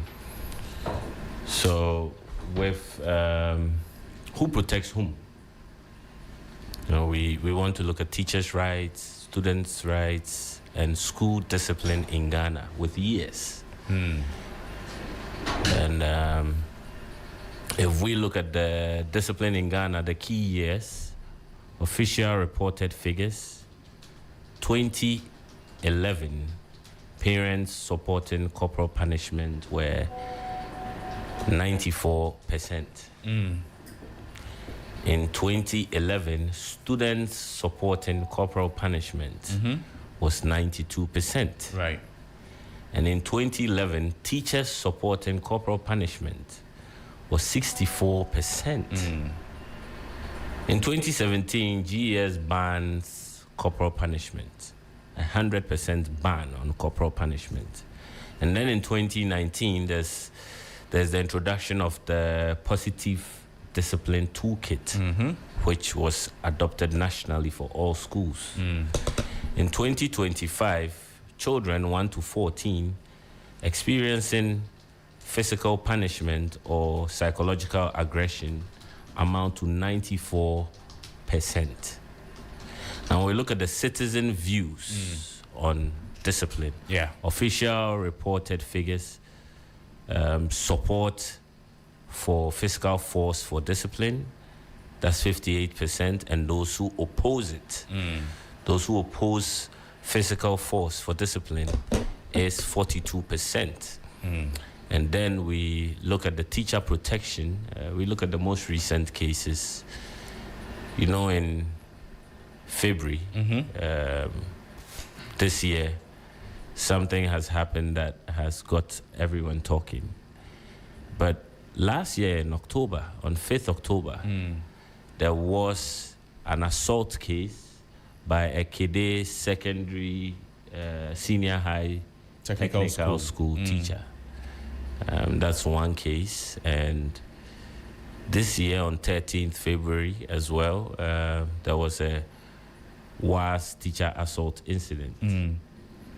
If we look at teachers implicated in WASI malpractice, that's about 8 teachers. Yeah. It's important that we look at it from that perspective. So if we look at the discipline in Ghana and the key years, the key finding is that 9 years after the ban, 94% of children still experience violent discipline.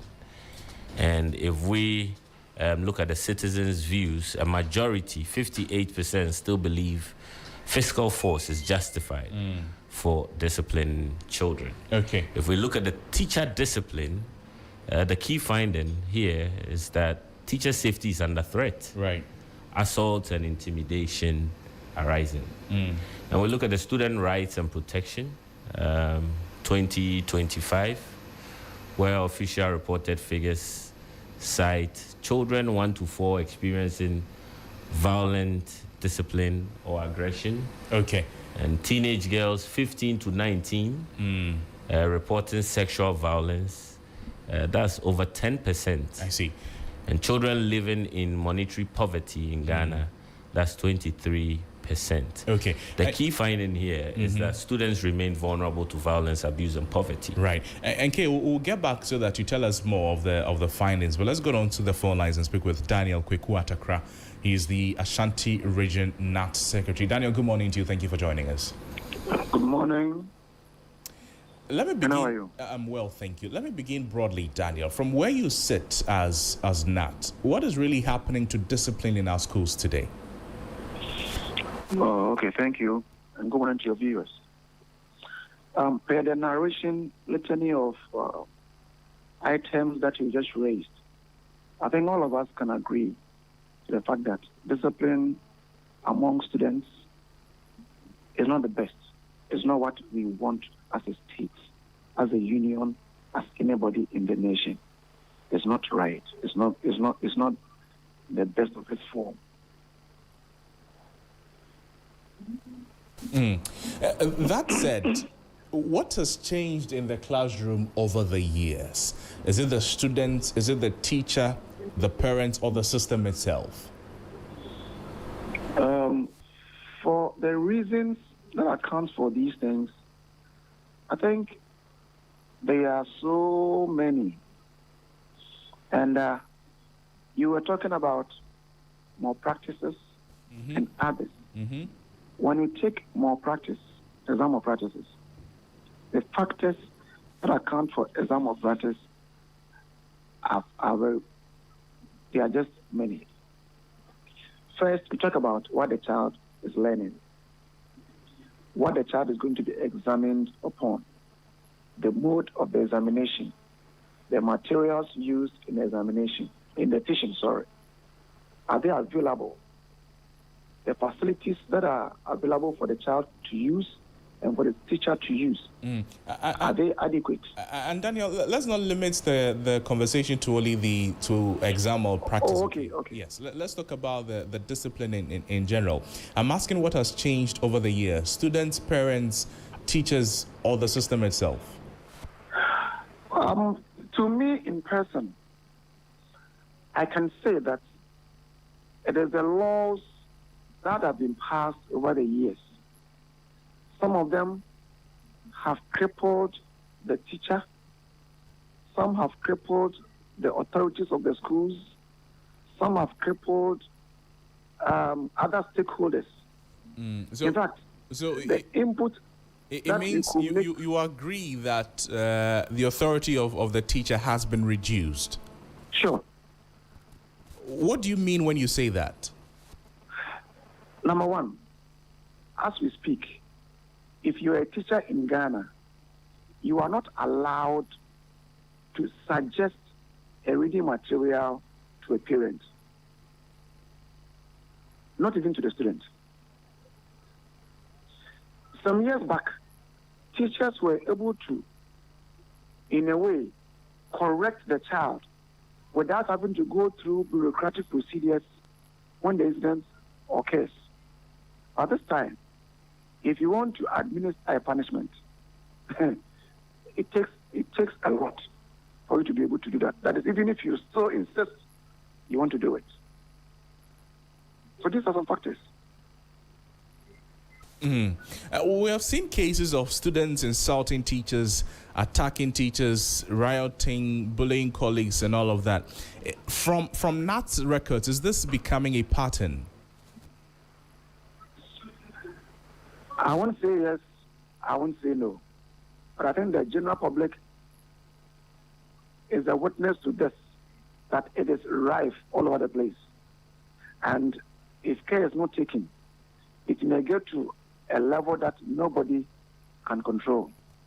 Respectfully, let me add that we are getting reports of students turning into armed gangs, in fact, armed robbers in some places.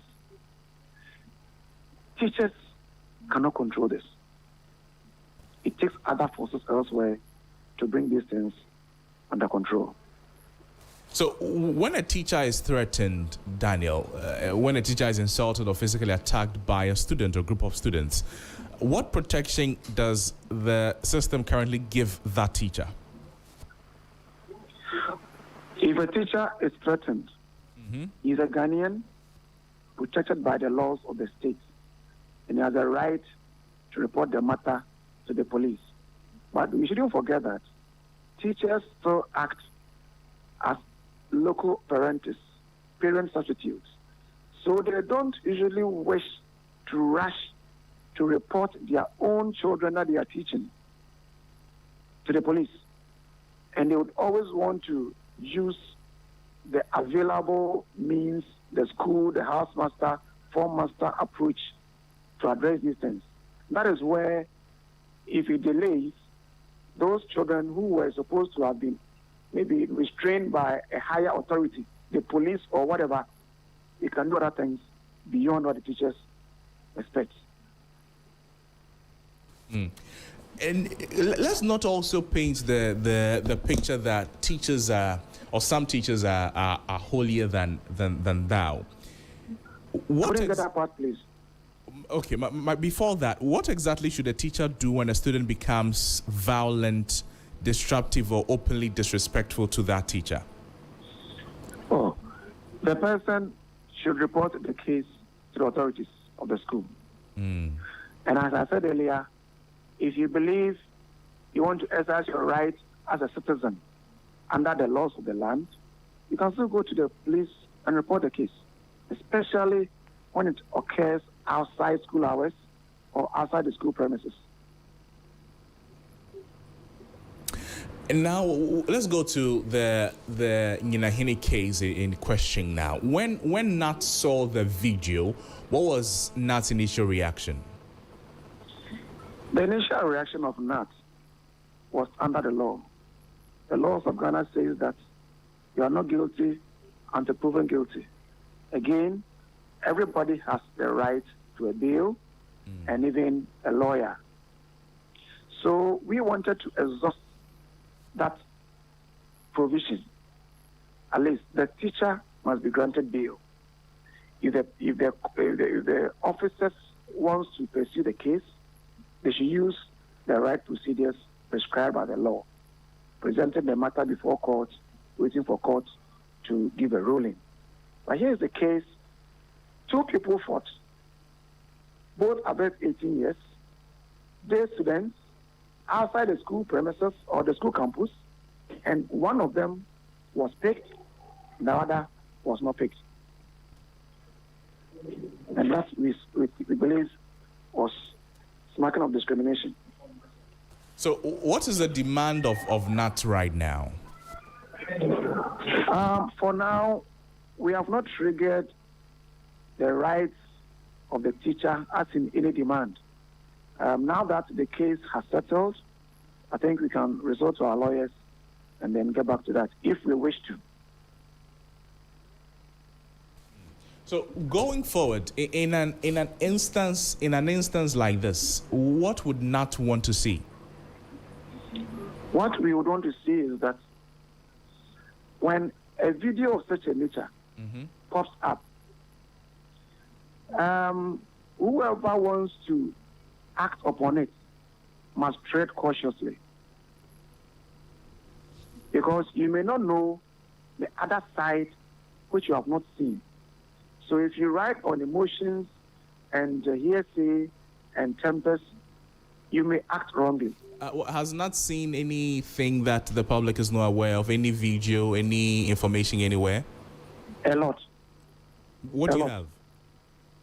This teacher was in the room with students of the school behind his window, some tomboys behind his window, some old students of the school behind his window, throwing stones to him, destroying his window, his louvers, even throwing stones over the building into the school, the hostel yard. This teacher, one of the girls, rushed to his room, his private room, to assault him, to destroy his shirt that he was wearing at the moment. Some of the students entered his room, picked some of his items, including some items that he has confiscated earlier, and went away with it. So this is went out. That is why we are saying that at least whoever gave the order could have hastened a bit slowly, found out all these things so that a better order could have been given. You warned that if the teacher was not granted bail, teachers at Nyinahini Catholic SHS and in the district, they could boycott the ongoing WASI. You would wear red armbands and hold protest marches. How is that looking? Yeah, as I said earlier, we are not against whatever the law will do or say in terms of this. But we wanted equity, we wanted fairness, we didn't want discrimination to appear at any part of this issue. We were asking that the teacher should be granted bail, and he was granted the bail. In fact, yesterday, the WASI English language that was going on, the teachers in the school, we talked to them, and they went to invigilate. However, they still felt a bit rejected and not protected, because when it happened, nobody came to their aid, with the exception of the teacher union. When you say that, what do you mean? I mean that when the matter happened, GES, the employer, was not even at the court. When the order came that the teacher whose video was going viral should be arrested, nobody asked that they should investigate the matter. Even when the police people got the man and was behind the cell, they were still ordered to keep him there and send him to court from the cell, while the other person, 18-year-old, was going about her normal duty, and she went and wrote the exam. You have also spoken to us about what you call other pieces of evidence as in how all of this started. Some people will say that even if the student was wrong, the teacher should not have responded physically. How do you respond to that, Daniel? That is right. That is right. But it is right when we agree to the fact that it was a fight.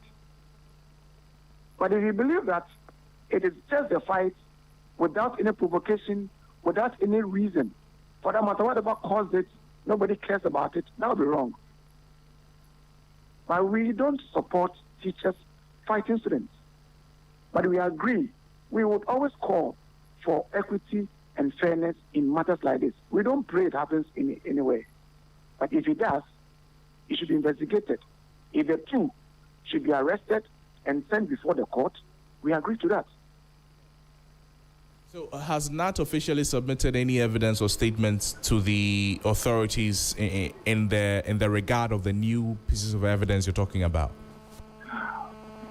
If we do, it would mean that we also want to, let's say, drag our sister, our student, before the court and those kind of things. At the moment, she needs to be in the right frame of senses to be writing the examination. In fact, we don't wish to do that. It doesn't mean we can't do it or we don't want to do it. But for now, we have not triggered that.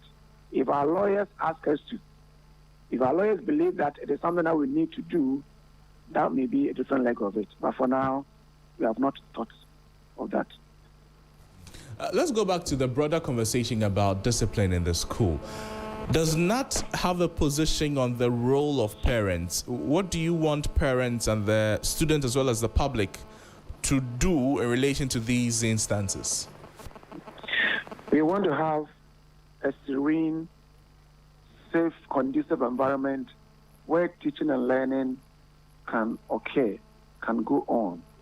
And all stakeholders must preach towards this. Whatever you have to do to ensure that this desire comes about, you have to do it. So parents need to advise their children.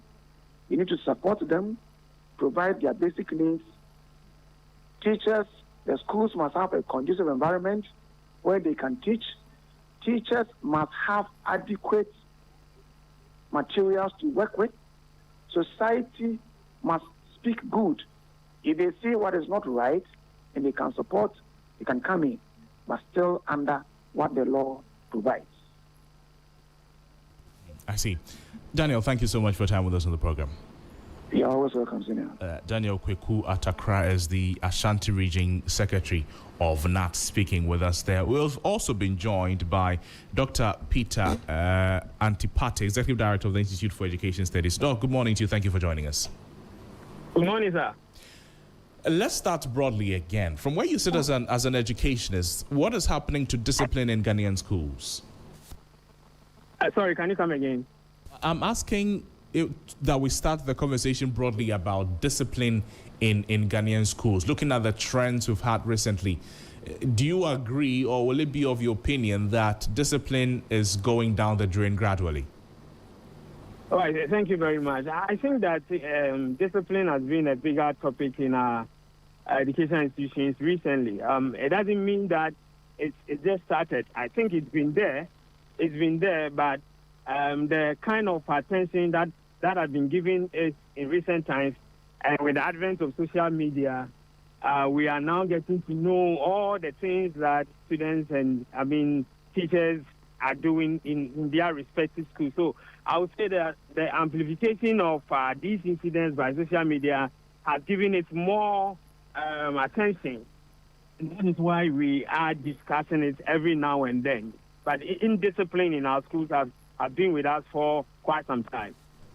Why do you think that is? Why do I think that? What do you think is the reason?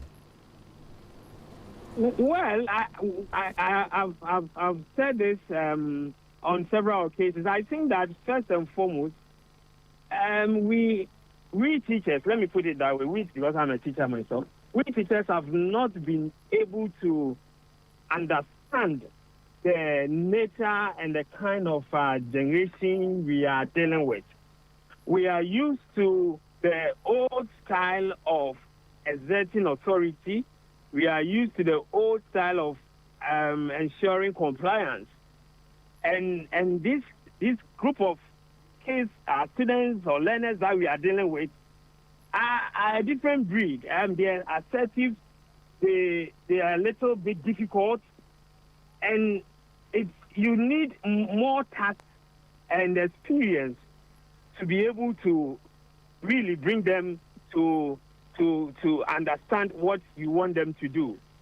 It's also because of the changing dynamics of our society. If you agree with me, you would note that in recent times, even as early as 6 months, people are taking their walls to school. So the child's whole socialization process begins in the school, instead of what we were told in sociology class, that socialization begins from the family. Nowadays, some kids learn to walk, talk, and even learn how to eat in the school, instead of doing that especially in urban Ghana. So there are dynamics in our society now that makes the family's ability to, take care and nurture the child a little bit relaxed.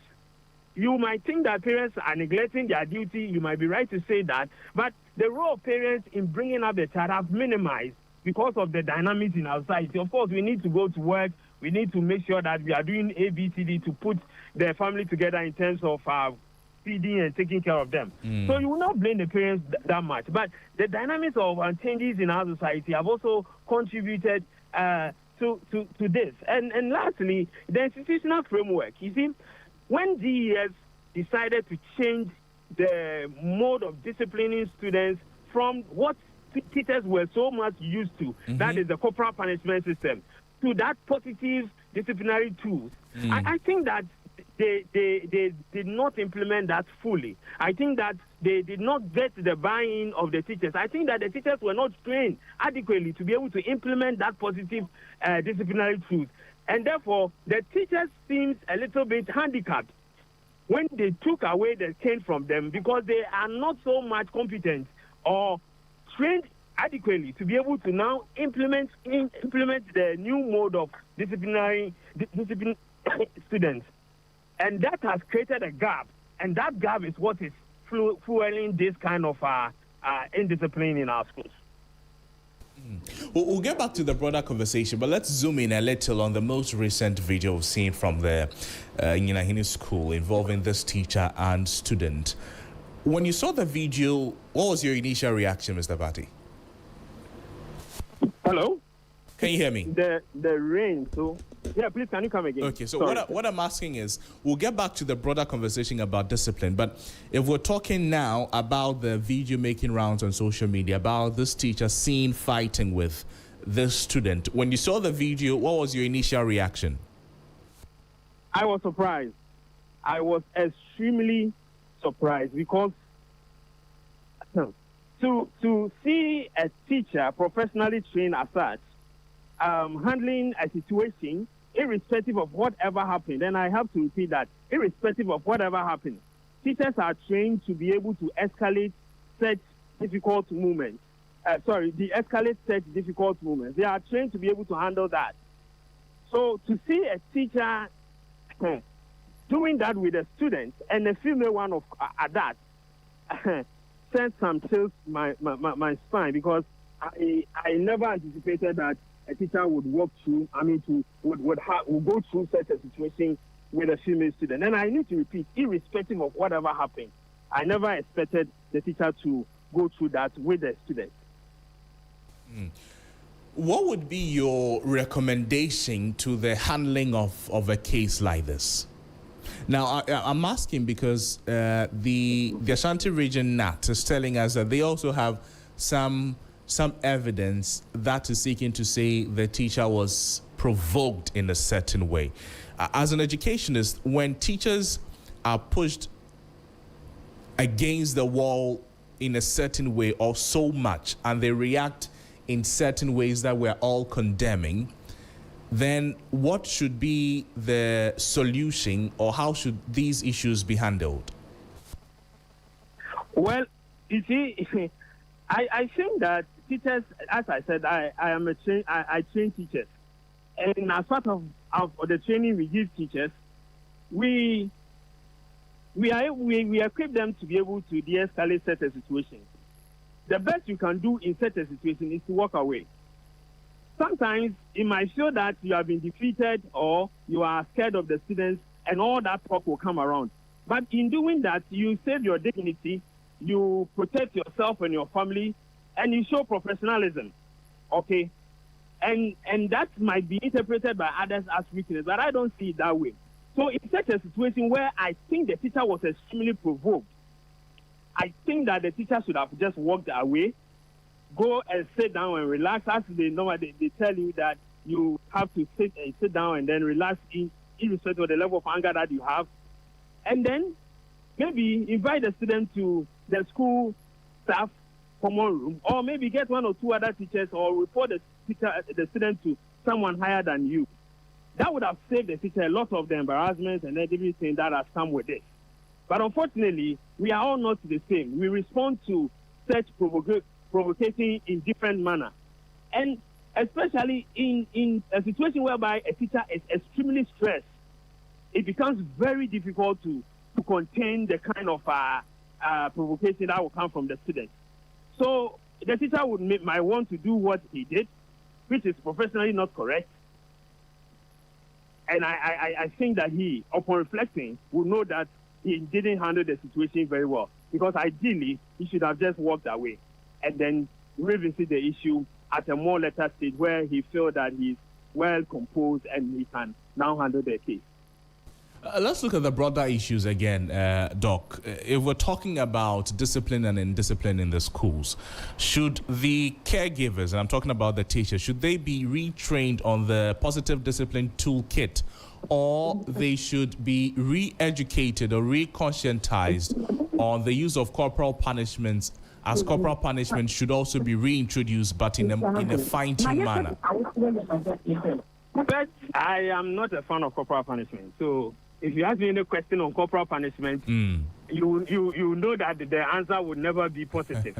I don't think that teachers should exert physical harm on students. I am not a fan of it at all.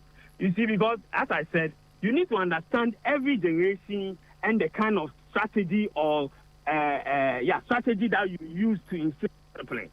And if you have studied the kind of generation we are dealing with, look at what the students did to the teacher at, I think, look at what the students did to the teacher at, was it Kede?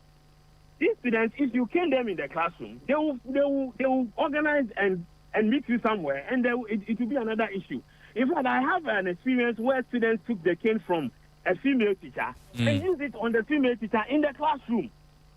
So, talking about corporal punishment and bringing the cane back will not solve this problem. I think what the Ministry of Education and the Ghana Education Service have failed to do is to relook at their positive behavior toolkit that they introduced.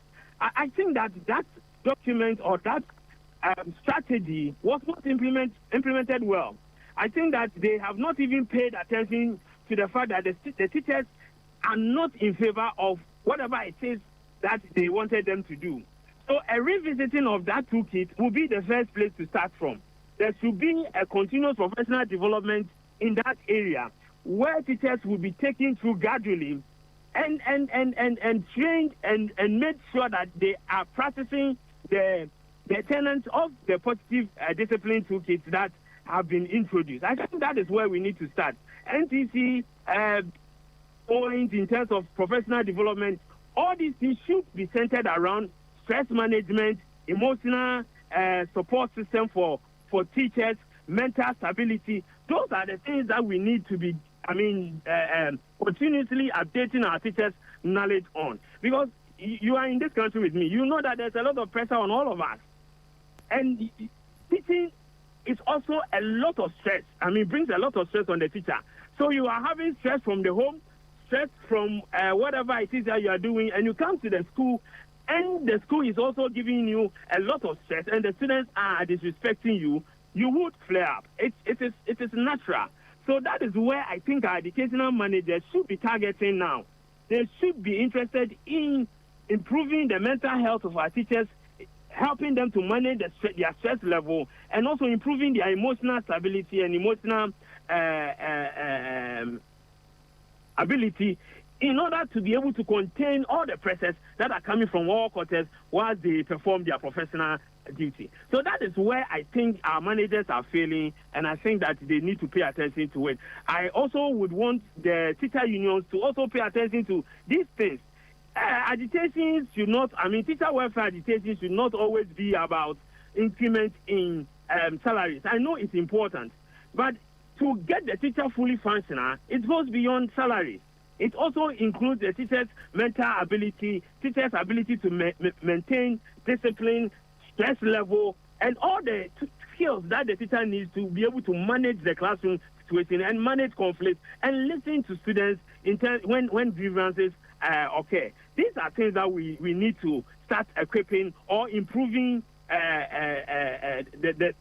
that skill in terms of our teacher development area. And I think that if we're able to do that, and teachers are willing and able to use it, we'll be able to have some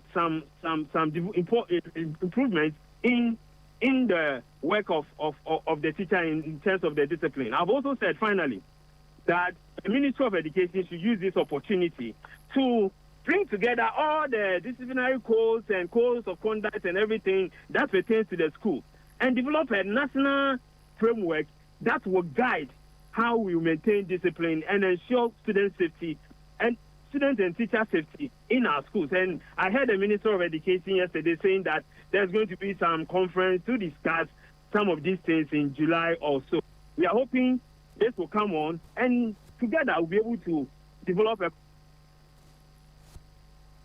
Hello, Doc. Unfortunately, we seem to have... Dr. Ante, can you hear me? Unfortunately, we've lost Dr. Ante there, but we just wanted to pick his thoughts on the last comment he made about the conversation that the Ministry of Education will champion somewhere in July, so that we'll know what he expects this team or those conversations, the areas he wants those conversations to be centered on.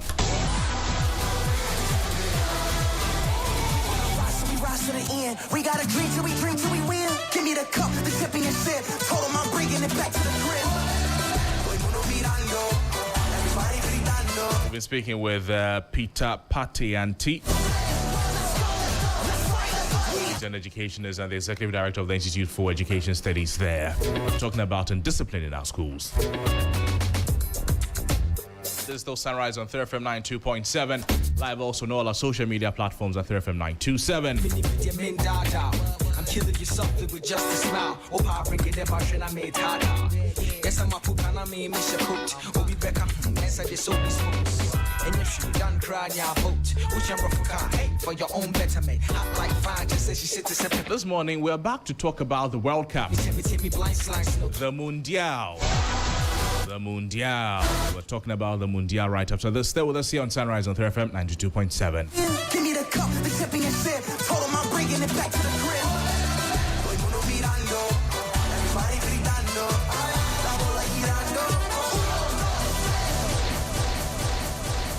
In an era where the business environment is constantly changing, the need for accounting and finance professionals who can guide and lead organizations to sustain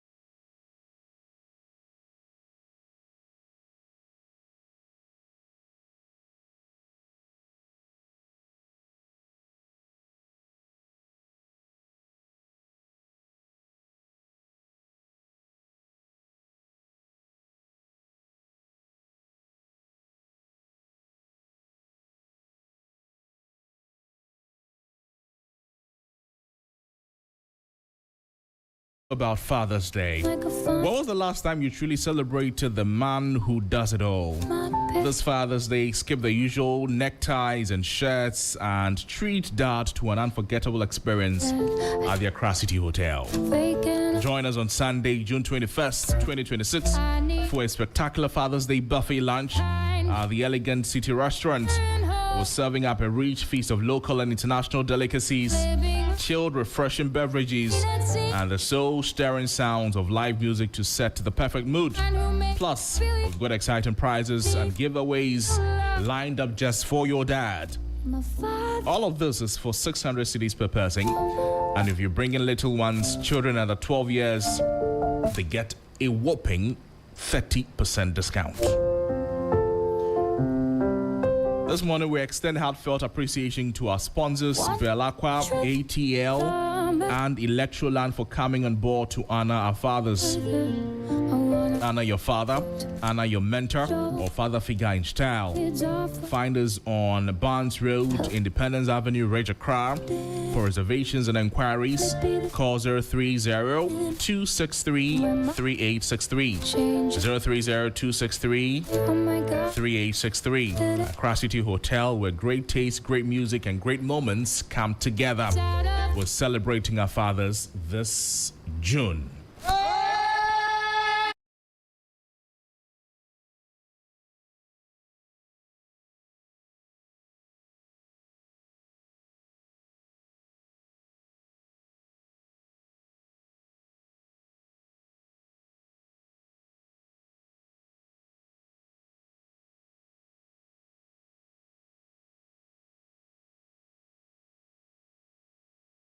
Today, the world's biggest football festival begins.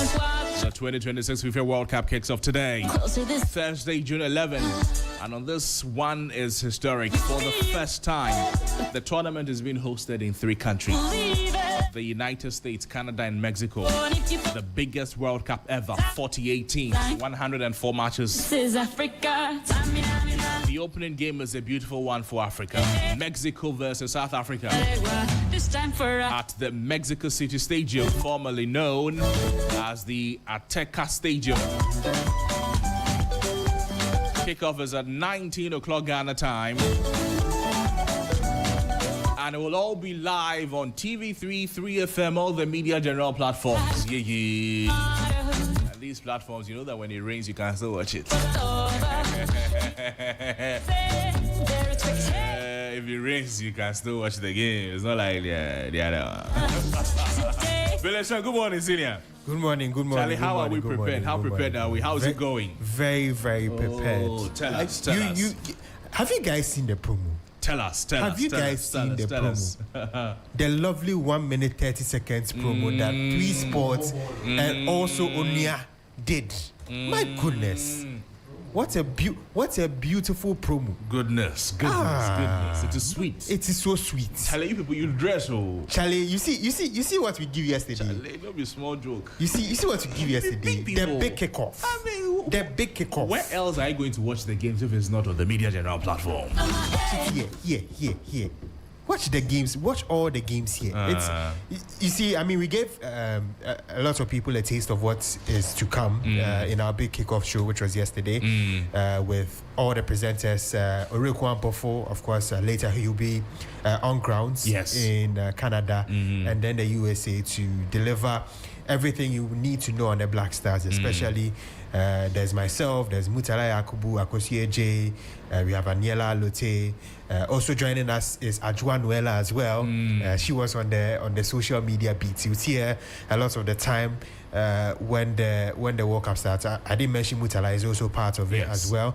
And so it's a solid team. A solid team and solid pundits coming your way. Oh my goodness. Solid pundits. We will be releasing them on each match day. You'll be seeing faces. You'll be seeing faces. And you'll be shocked to the marrow. Analysis. Yes. The look and feel is super. Of course. Yesterday, if you watched them on TV3, you'd realize actually the people are pumped up. We are not here to plead. No, they are not. And we have shows lined up for the World Cup. Tell me. We have Mundial Live. Mundial the Live. The president's favorite word. Yes, Mundial Live, which is for the live match days itself, you'll see the first iteration tonight as Mexico face South Africa in the opening game. Of course, we'll be showing the opening ceremony and the opening game, and we'll do that on Mundial Live. We also have Mundial Daily, which replaces the Sports Daily.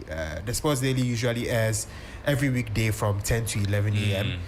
It's now been replaced as Mundial Daily. So everything World Cup goes in there as well. So we also have a fun show as well, which will also be coming on TV3. So do look out for that. All the fan reactions, all the social media stuff would all be going there, and you'll be seeing the faces also over there. So we have a lineup for you, and you definitely enjoy the coverage. We'll show 34 matches. 34 matches. That's good. 34. And I'm sure that includes all the Black Stars matches. Yes, of course. Even if we get to the finals. Even if we get to the finals. Even when we get to the finals. Yes, we will show that one.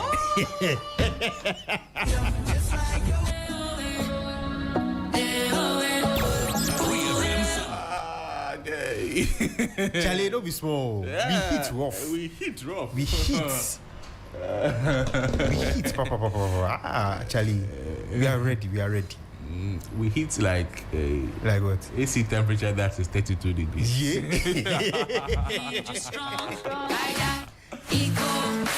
But it'll be an interesting season. It'll be an interesting season on 3FM. What do you have for 3FM as well? Of course, all of the Matchday Live stuff will be coming on 3FM. We do know that 3FM will be doing outside stuff, especially on the Ghana matches. They'll be doing outside broadcast, and we will definitely play a part in that as well. So do look out for all the live matches. We have commentary. Live commentary on 3FM on all the live matches that we are showing. We'll be having solid commentator and his co-commentator. Oh goodness. Oh yes, here. And so you do not want to miss out at all. Charlie, if you guys are watching the Facebook stream, I'm sure you are seeing the lineup of fanboys and girls. Oh yeah, we have the men and women. We're fine. We have the men and women. You see, yeah, Charlie. So we are not here to play. As Kwame Eugene will say, we didn't come to play. It'll be an interesting season, just like we expect it to be, and we can clearly see how prepared you guys are. I mean, if Michael Otieje is leading a team, of course, you know that you're sorted. Of course, you're sorted in every regard. Charlie, you dress It be me or it be the rest. You first start the list. All of you. Charlie. You see your real on the left. Yeah. Top. They wear some white shirts with sports, then some World Cup distinct Charlie. Right? And yellow day, some blasters, tunes, Mutala, Bileshen. Charlie. Charlie, we hit. Heat time. It is well. Heat, Baba. Heat. You know one thing that also makes the World Cup interesting? Yeah. It is the music around the world. Of course. Do we have an official song for this tournament? Yes, we do have. It's titled Die Die. That was sung by Shakira featuring Burna Boy. That's the official song. Oh, they didn't use Kakalika. I see Dope Nation trying to push Kakalika. Hopefully FIFA, adds them to the list. Because to be fair, a lot of players, not just in the Black Stars, but everywhere they are all dancing Kakalika. So they have to, find a way to include that one. People who are in Mozambique, or they are all dancing Kakalika. Yeah. Let's listen to the official song, and then we'll continue. 3FM Sunrise.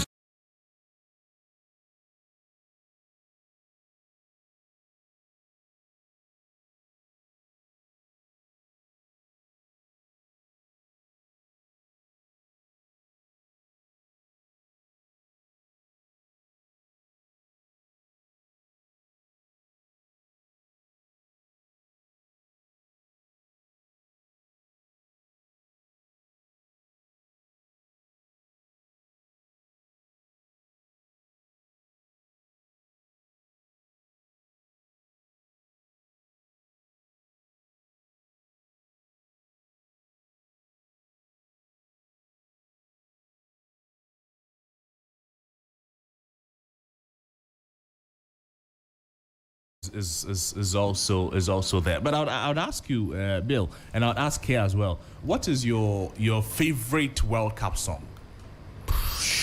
Sure, my all-time favorite. Yes, your all-time. To be honest, I loved Waka Waka. Zamina Mina. Yeah, Come to Africa. You like the Waka Waka? I remember I could sing everything word for word. Like I literally learned it.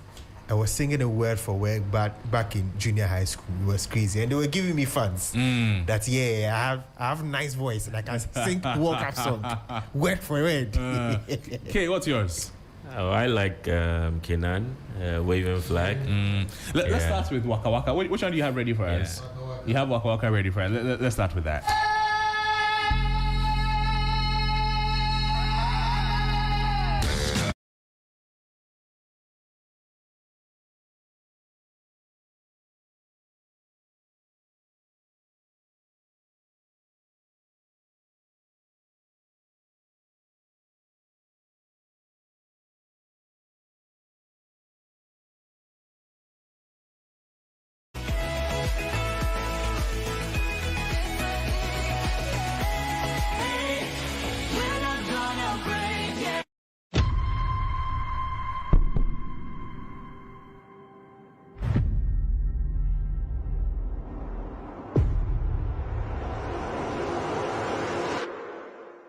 2026 World Cup is live on TV3.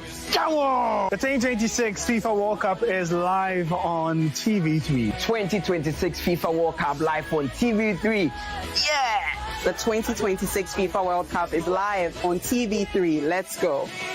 The 2026 World Cup is live on TV3. Hey.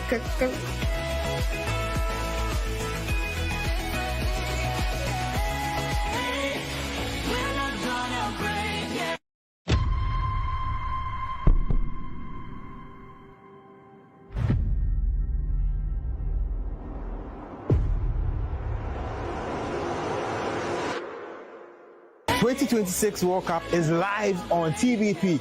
Come on! The 2026 FIFA.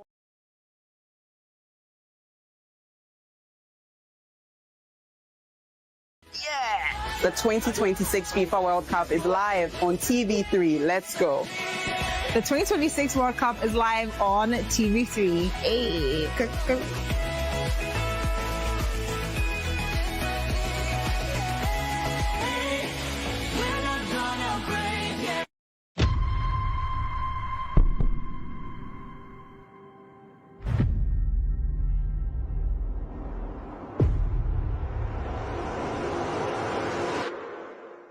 2026 World Cup is live on TV3. Come on! The 2026 FIFA World Cup is live on TV3. 2026 FIFA World Cup live on TV3. Yeah! The 2026 FIFA World Cup is live on TV3. Let's go. The 2026 World Cup is live on TV3. Hey.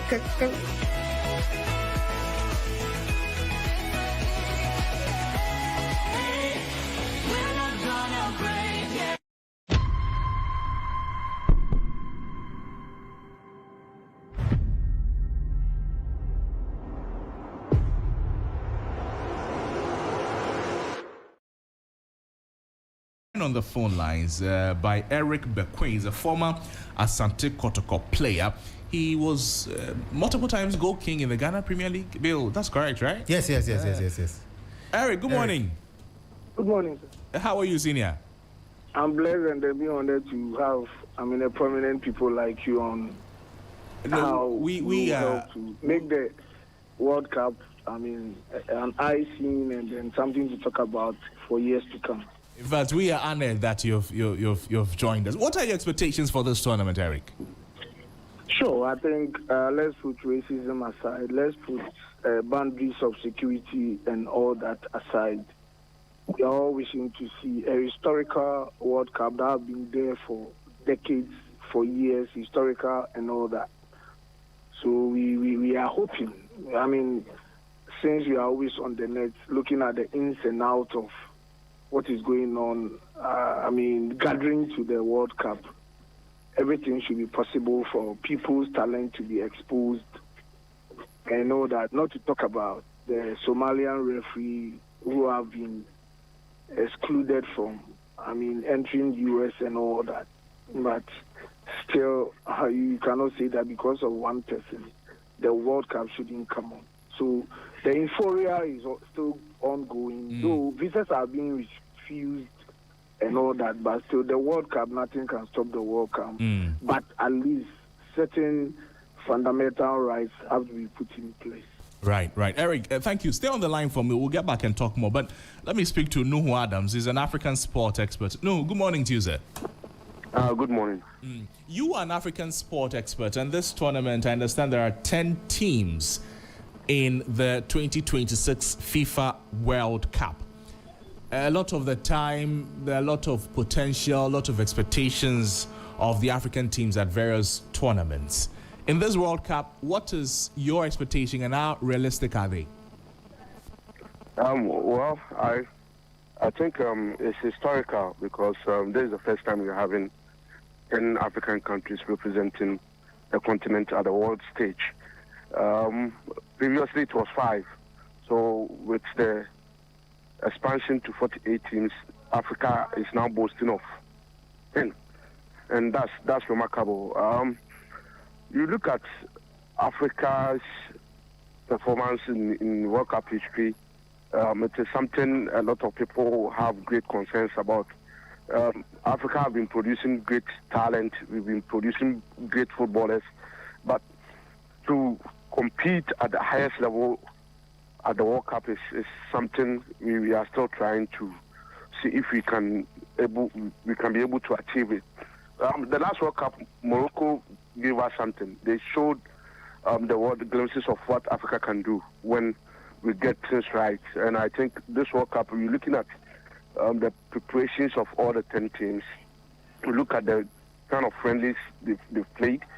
I think we are on the right course.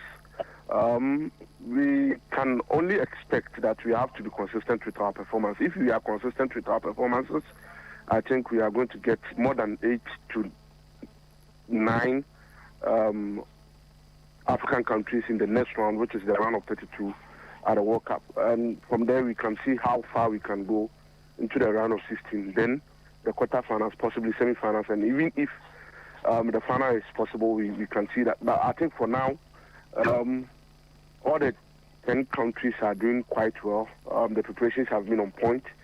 But I strongly believe we are going to get more than 7 to 8 teams in the next round coming from Africa. And I think it's quite achievable. You're looking at the group parents of each African team. The possibilities are very, very high. So we can be hopeful. I see. If I ask you this, Nuhu, that based on the performance of the strengths of the various African teams, which team do you foresee doing very well in this tournament? Yeah, it's very difficult to mention one country. But looking at the sort of squads they've announced or the kind of squads they have taken to the World Cup, I think Morocco still have that chance. Semi-finalists in the last World Cup, at least getting to the quarterfinals is quite achievable by them. And looking at how consistent they've been with their performances in the qualifiers, even at the AFCON and the friendlies they've played, I think Senegal also have that sort of capabilities. We've seen Senegal beat England in the friendly in England, and any team that can beat England in England is capable of facing any top team in the world. So I can say Senegal is one country I'm looking at also going far in this World Cup. And I think Ivory Coast. You look at the sort of talent MS Fire has been able to assemble. They have the youngest squad on average age at the World Cup. So with the sort of squad they're having, the sort of energy these boys are bringing into the team, I think Ivory Coast also have a very good chance. And they are in a very good group. If you have Germany, you have Ecuador, you have Curacao in your group, I think you have the brightest of chances to advance to the next round and possibly go as far as the semi-finals or quarter-finals in the World Cup. So I will add Ivory Coast. And the last team, maybe, possibly I can add, is Algeria. they are not convincing, but I think since Vladimir Petkovic took over, he has done remarkably well. Out of 29 matches, he's won 27 of them. That's quite remarkable, scoring over 70 goals and conceding just about 26 or so. And their last 4 games includes 7-0 against Guatemala. They beat Netherlands in Rotterdam, and then yesterday they beat Bolivia 4-0. So if all things being equal, if these are the kind of performance we are going to see at the World Cup, then I think Algeria can add up to the previous countries I've mentioned. So at least maybe 4 countries have the qualities and abilities to go very far in this World Cup. Nuhu, thank you so much. Thank you so much for joining us this morning. Nuhu Adams is an African sports expert there. Eric Bekwe is still on the line with me. Eric, thank you for staying. You are Ghanaian. Let's bring this into our own. For Ghana, Eric, what do you expect? I think Nuhu has gone more in depth for the other countries, but me coming from Ghana, and having a sleepless night on the net trying to see what our coach is bringing on board. I think disciplinary cautions have been very, very taken serious. We're looking at, how our program procedures and things should be, how the coach has managed all those things. I think, if what he's bringing on board, if things should be taken serious, I think Ghana will play a very, very vital role in this World Cup, because normally I always say that don't allow Ghana to leave the group stage. If Ghana upgrade to the group stage, we are going to give you a problem. From 206, from Brazil and all. When we are able to migrate from the group stage, we have something to bring up to the competition in court. Eric, thank you. We'll get back to you for some more. And should we expect seeing you on our screens in this competition, Eric? Sure.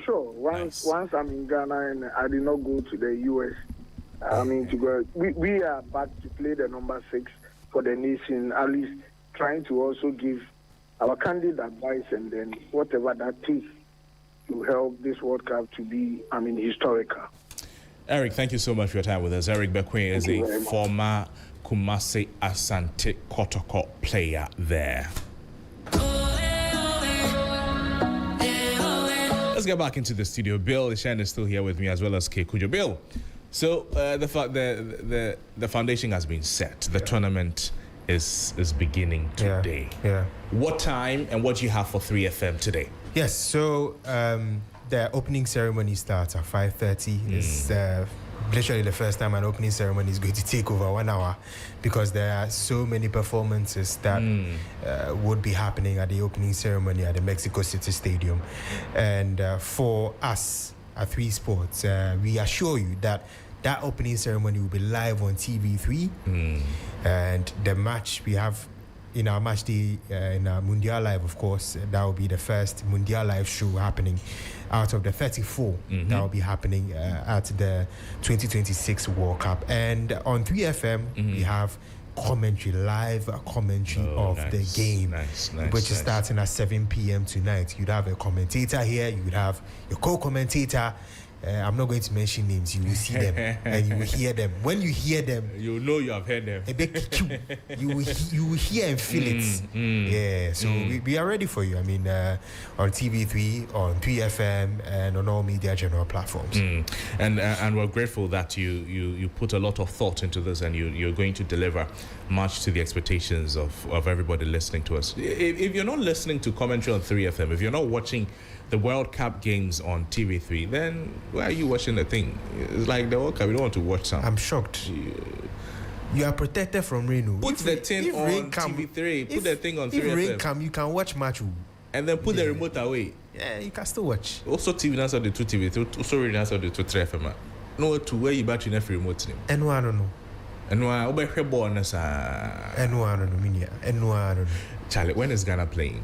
So Ghana's first game is actually on the 17th of June. That's against the Panama It will be happening in Toronto. And what crowd? 17. Today is 11th. Yes. So they are going to be in camp officially on the 12th. The designated camp for the World Cup, which is Rhode Island, around Boston.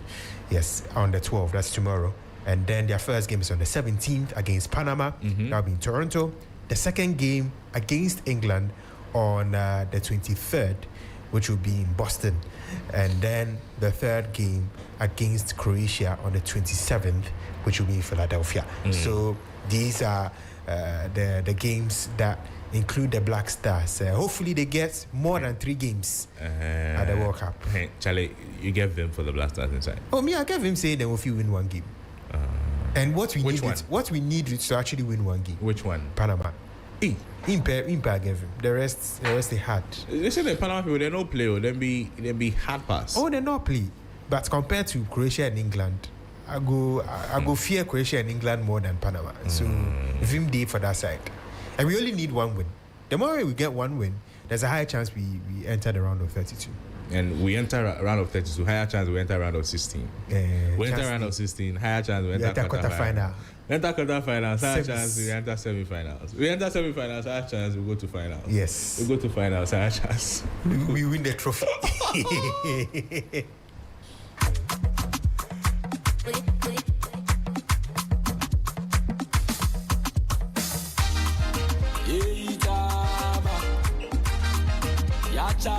Kofi Kinata, he puts this nicely. Yeah, he time, Charlie. Yeah, charger, man.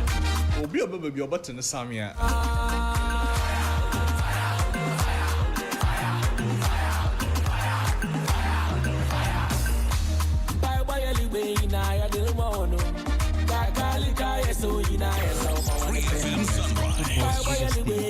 The Black Stars were pacesetters for African teams. Today, however, they are rebuilding, seeking to restore a reputation that once positioned them among the continent's elite.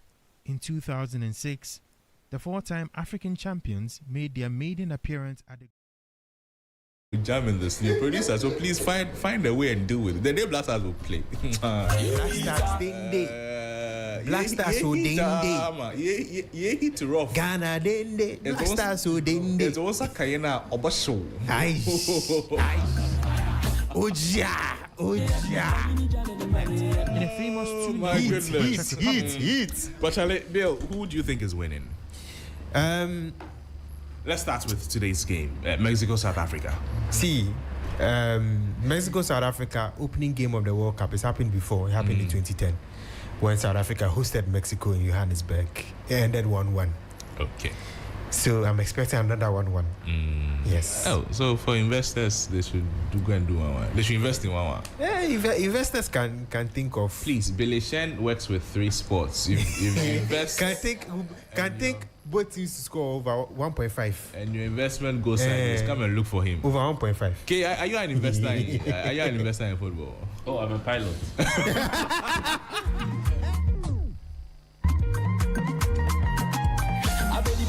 Hey, Charlie, some people they fly. Charlie, what you playing? Charlie, some people they fly. Oh, that was a good one. Oh no, okay, you're also a pilot.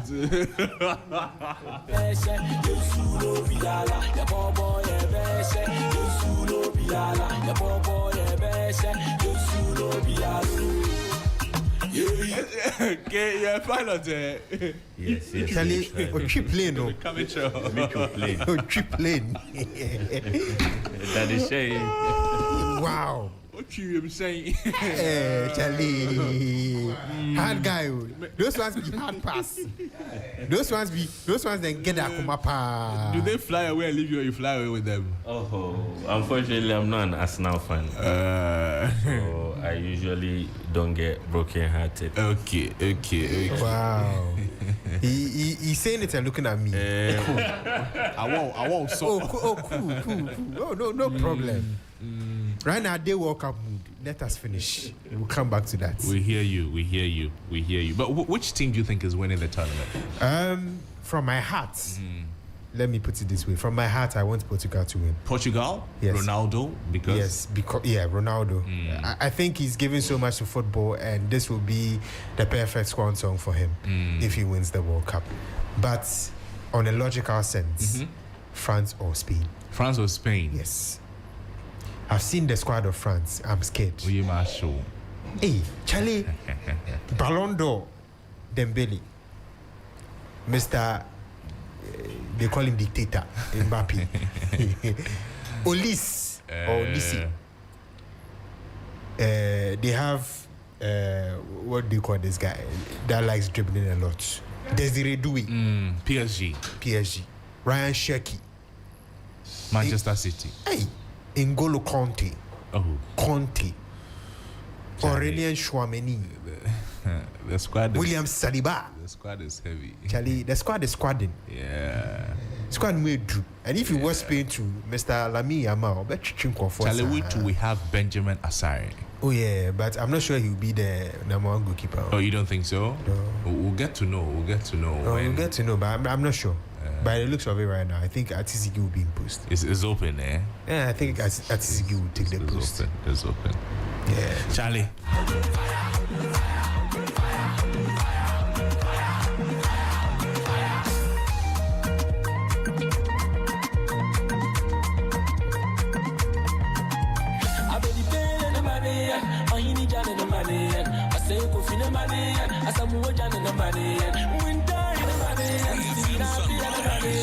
Robert Mesa, goalkeeper number one. The boy, Yusulo Biala. The boy, Yusulo Biala. The boy, we rise to the end. We gotta drink till we win. Give me the cup, the championship. Told him I'm bringing it back to the crib.